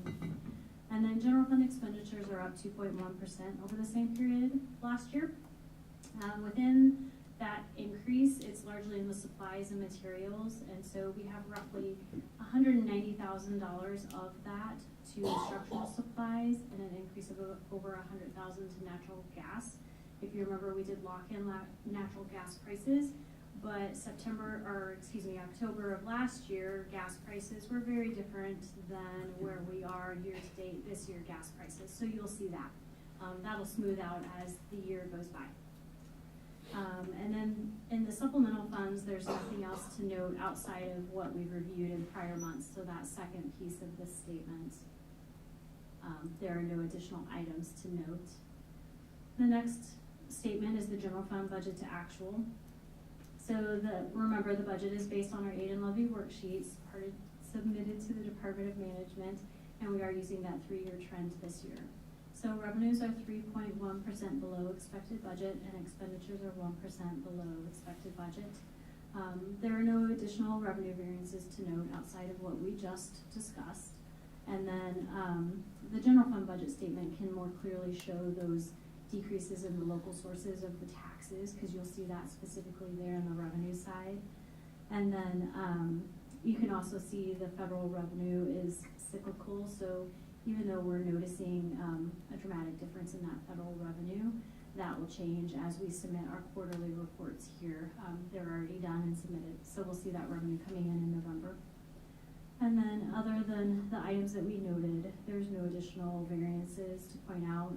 Just like with the tax piece, you can see the natural gas sits in the plant operation and maintenance line item. It's nothing that Kurt can change. That's just how you have to record it in the functional area according to the state. So even though it shows 8.8%, it doesn't mean that he's gone crazy with his plant operation budget. That's that natural gas showing up there. And then our last statement is the cash and investment summary. So overall cash position is up 1.8% from the same period last year. There are no additional variances to note outside of what we've reviewed. We have received our equipment for the Neil Armstrong Kitchen. I was working with Miley on filing for that federal grant money just here today. And so in the food service cash balance, we will see a decrease in November as we paid roughly $90,000 for that equipment. So that's a line item that we've said we're gonna watch, and we do need to pull down that cash balance in nutrition fund, and we are doing that. Any questions? Questions for Bree? All right, hearing none, roll call. Director Smithson, Yes. Director Castro, Yes. Director Champion, Yes. Director Dorter, Yes. Director Eastman, Yes. Director Lynch, Yes. Director Pevich. Yes. Motion carried 7-0. Thank you. Brings us to 5.08, SBRC application. Do I have a motion? I'll make a motion to approve 5.08, approve the SBRC request in the amount of $599,841 for open enrolled out students not included in the prior year count. Approve the SBRC request in the amount of $4,694 for LEP instruction beyond 5 years. Second. Thank you. Okay, perfect. And then just a note for calling in the minutes, those do need to be two separate action items. Thank you so much. Nope, you read them as such and they were presented as such. Not a whole lot to say on this. This is something we approve every year. The dollar amounts are consistent with what we have requested in prior years. We are not increasing enrollment, but we do have increased open enrollment out. Basically, this just is the difference between the students we counted, the open enrolled that were counted, the resident students that were counted. So this gives us additional authority for those students we're educating, but we did not in some way count or get authority for in the prior year. And then the second piece to that is the LEP instruction beyond 5 years. We get that federal funding for those 5 years. These are the students still in the program past the authority that we receive on the aid and levy. You can see the two different weightings. It used to be 0.22 for those historians in the board. It's now 0.21 and 0.26. Not surprisingly, our students fall into that 0.21 weighting, which is less than what we received before. Any questions for Bree? Because this is two different action items, we're gonna do 2 roll calls on this. So we will do a roll call to approve the SBRC request in the amount of $599,841 for the open enrolled out students not included in the prior year count. Okay.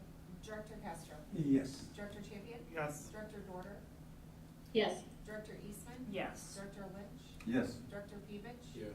Director Smithson. Yes. Motion carried 7-0. Thank you, and then we'll do a second roll call to approve the SBRC request in the amount of $4,694 for LEP instruction beyond 5 years. Director Champion, Yes. Director Dorter, Yes. Director Eastman, Yes. Director Lynch, Yes. Director Pevich, Yes. Director Smithson, Yes. Director Castro. Yes. Motion carried 7-0. Thank you. Thank you all. Thanks, Bree. Brings us to 5.09, the calendar discussion. So our goal is to bring a calendar for you to consider and potentially approve at the December 15th board meeting. But in advance of that, I wanted to give you an update on where we're at with some drafts. Before you tonight, you have draft A and you have draft B. They are not significantly different. So what we did is we worked through some different groups out there getting input. We surveyed all staff in the district on our initial pass, which would be closest to calendar A. From that feedback, we developed calendar B, and I'll walk you through those 2 calendars. I first want to thank Celeste and Jamie for all of their attention to this, calculating numbers and days and trying to make sure, as you're aware, this district and board shifted to a calendar that is based on 1,080 minutes instead of 180 days several years ago, before I even got here. So we currently operate 177 student days, okay? But we meet the threshold for the state of 1,080 instructional minutes. Does that make sense? Okay. So when we look at the calendar, the challenge was, until we made some adjustments, we were getting out that first week in June, which presented a problem to have our historic historically ran graduation on the Sunday of Memorial Day weekend because state law says your seniors can get done no more than 5 days from the rest of the school year, right? From when the other students are done, which with that would have put us out 7 to 8 days. And so we had to go back to the drawing board, but at the same sense, being really conscious of trying to have as balanced of quarters as we can. When you're running semesters, it's a lot easier to balance 90 days and 90 days, or for our case, it'd be, the difference of 177 days. However, when you're looking at 4 quarters, because remember, we run a 4x4 block in the high school, which means we run a semester in 9 weeks. If I'm a student taking a semester course like chemistry, if I get 46 days in quarter 1, and my friend only gets 43 days in quarter 3, I've now had almost 6 days additional instruction. And so we really want to, and I know as I worked with our elementary and middle school staff, trying to understand that is hard. Now, I will say in terms of this calendar and the way things lay out, we were able to get quarters as close to the end of the week as possible. So those shifts aren't as dramatic or lined up with a day off. So if you walk through calendar A, it is very traditional to the calendar we've had over the last, I don't know how many years, but definitely 3 years that I've been here. State law says we cannot start before August 23rd. What we are, as I'm working through my state superintendent's group, one of the things we're asking for is possibly in the legislative changes that we anticipate might be coming, is to say, could you just put, cannot start till the end of the state fair? So that as the 23rd moves further into the week, we don't start on a Friday, right? So if the state fair ends on a Sunday, we could conceivably start on Monday, even if that's not August 23rd. So something we're pushing for from the state level, because starting on a Friday has its challenges as well. So calendar A, pretty balanced in terms of quarters. We have the traditional spring break, meaning it falls that week in March, the second week in March, where it has been falling in alignment with PV, North Scott, and Eastern Iowa Community College. As you can see, first quarter ends on a Thursday with the parent-teacher comp days for middle school and elementary on a Friday and on Friday and Monday. High school staff have a work day on Friday and their comp day on Monday. Second quarter will take us into that third week of January. Winter break is pretty traditional. We take almost 2 weeks off, just shy by a day. You have a record-keeping day and some professional learning on the 19th. Quarter ends on Thursday. The piece with this calendar is that the third quarter does not end until we come back from spring break, which has been traditional recently in our calendar. And then fourth quarter does end. We managed to get done prior to June 1st on Friday, May 31st. Being able to hold graduation on that Sunday of Memorial Day weekend, so that tradition and history stays intact. If you shift to calendar B, balanced quarters again, the difference being after the survey that we received from staff the first time around, there was quite a contingency that asked if we could consider looking at spring break the last week of March. So what they wanted, the input we received in the survey was to finish quarter 3 and go into spring break, which would lead us into Easter weekend. So what we have and why we have pretty much everything else remains the same on the calendar. You just end up ending the quarter, fourth quarter on a Thursday, and the teacher workday becomes Friday the 31st instead of Monday, June 3rd, for teachers. So pretty identical. Our intention is we've created a second survey to go out to all staff either tonight or tomorrow morning. As I look at Celeste, who's probably exhausted. We'll send it out tomorrow morning to get, so they can look at A and B and give us input on which calendar they like. Keeping traditional spring break, ending the quarter. That one, you would end the quarter the Thursday going into Easter weekend. In calendar B, you would end the quarter on Friday the 22nd, and you would go into spring break week. So essentially, the extra holiday in March that you lose by going from A to B, like the extra day off, because you'd have 5 days instead of 6, is given back at the end of the school year when the kids finish on Thursday and the staff finishes on Friday, rather than Friday the next Monday. Correct, and keep in mind what we did, I'm gonna have to give Sean McGann a lot of credit for proposing that we have this, what we call Teacher Buyback Day in August, to help operations and technology. Teachers have the option of coming in, right now would be, for this next school year, would be slated for Friday, August 4th, to come in and use that as a work day. There's also lists on their doors from operations and technology for them, a checklist to go through, so we can start problem solving, either if they have any technology issues or any things in their room from an operations standpoint that needs to be fixed or repaired. It gives, instead of coming back the week before school starts, it gives our operations team and our technology team 3 weeks to try to get things resolved. It has been very popular with teachers to come in on that day. And so so if we were to choose calendar A and students end on a Friday, then yes, those teachers that didn't do the buyback day in August would have to report to work on Monday. And the same thing with the Thursday end for students. If they did their buyback day in August, they would be done on Thursday the 30th and walk out with their students. So I'm thinking through just sort of. I'll tell you, Celeste and Jamie are heroes. They've done a lot of work on this calendar to get us here. And we're looking at this in November, not January, which also deserves a very serious tip of the hat. Been working hard. And I'm just thinking through the pros and cons of that major difference.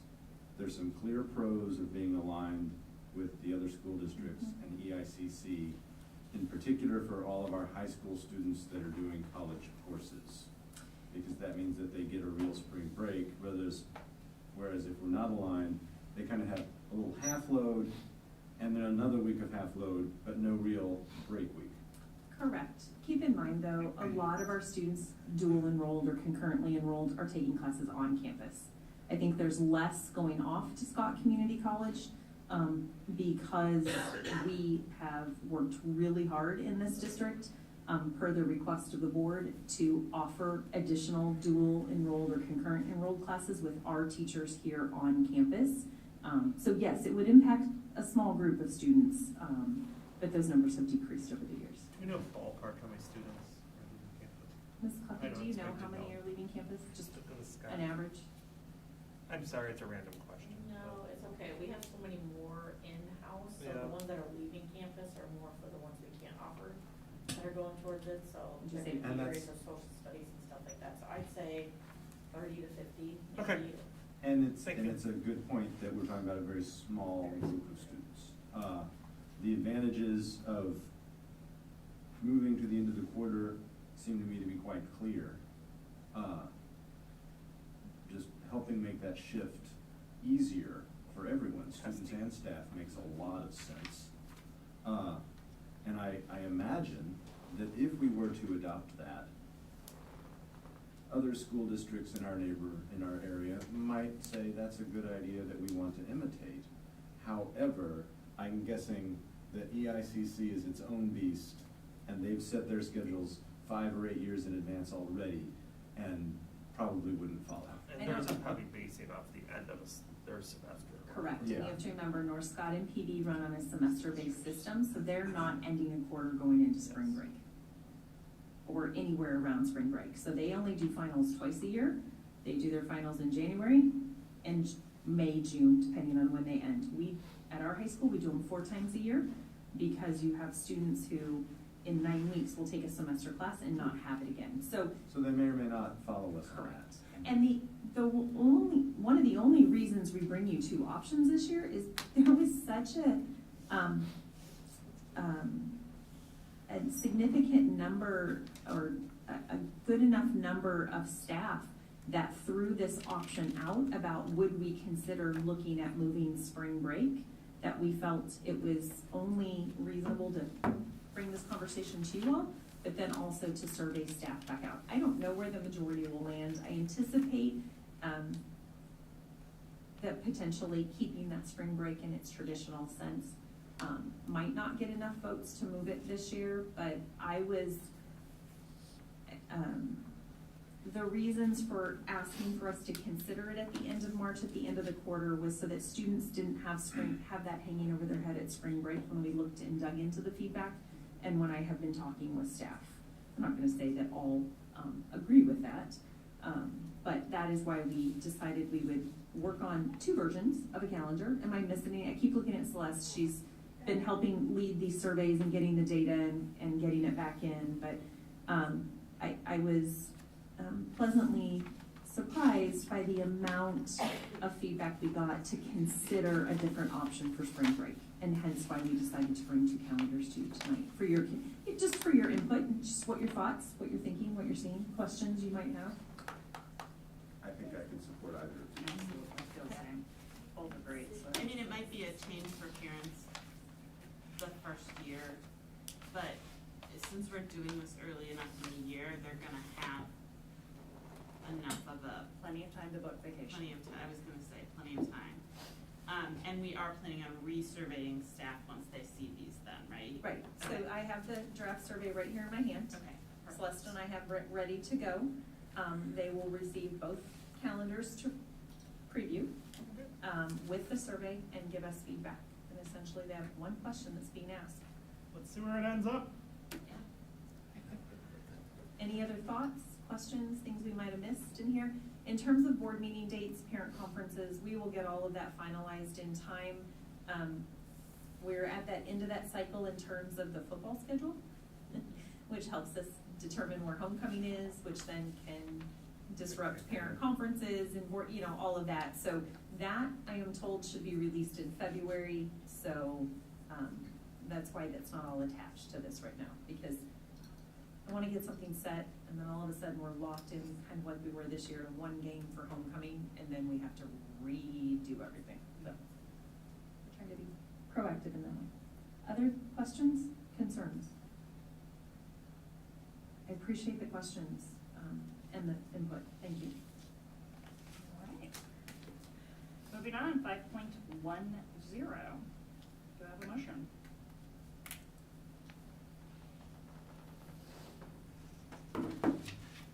Oh, you look like you're about to make a motion, but I'm happy to do it. Please. I move we approve the policy 213 listed below as presented. I can second it. So before you is, we've had a couple different meetings where you've had you've had conversation around this policy. I also brought forward, since it needed to be updated, just the form. We hadn't talked about it in previous meetings. It's pretty basic. I don't know that the form requires any changes, but if we're gonna approve the policy that's attached to it, I thought the exhibit should also come forward. And so on policy 213, I am hoping it reflects the conversation that I was at the table over the last couple meetings. And so So this is just releasing some of the rigidity and stating you just need to turn the form in. It doesn't need to be done before the meeting. It just needs to get turned in prior to speaking, because that's what we've been permitting. Yep. Just cleans it up. Did we ever find out an answer to that question about whether people need to state their address at the microphone? We were worried that might be a state requirement. It's not in the policy, but it's just, we were talking about practice at the same time. right, it was, why am I not I seeing meant it? to look it up too. No, they do not have to. My understanding is they do not have to state their address. They need to provide it on the form that they turn in. That's my preferred solution anyway.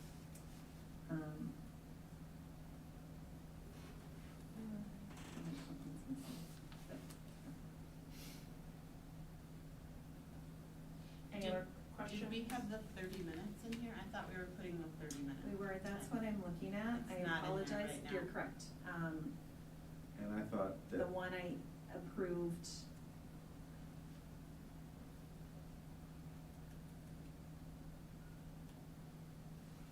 Yeah, it had a statement,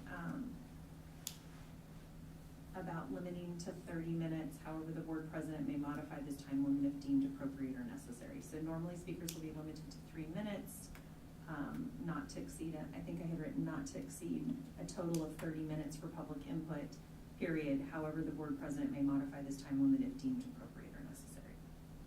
So we need to just table this and fix it and bring it back in a month? Ken, yes. Sorry. No, I apologize. This happens. Yep, not a problem. Not a problem. I grabbed the wrong version when they were loading. We will keep doing what we've been doing, and it's not gonna change anything, so. Should I say it again? So we're agreeing to continue, no. Yes, we are going to continue. We will table this to the next board meeting. I withdraw my motion. I withdraw my second. All right, we'll bring that back around on December 15th. And. At that point, it could probably go to the consent agenda. I can put it there. Why don't we leave it out of the consent? That's fine. Okay. I brings appreciate us- Richard's humor on the topic. As do I. Let's just leave it out. Moving on to 6.01, those upcoming calendar items. Thank you, Celeste. Looking forward to joining some of my colleagues at the IASB starting. We need to, have we made a decision about who is going to be the delegate? Okay, I just wanna make sure. Yep. Okay. Joanna will serve, I figured, Director but I Dorter just will serve as didn't know our if it was. delegate. Yep. Okay. Yep, Director Dorter will be doing that. It's a lot of fun, Joanna. Definitely looking forward to it. Perfect. All right. 7.01. So moved.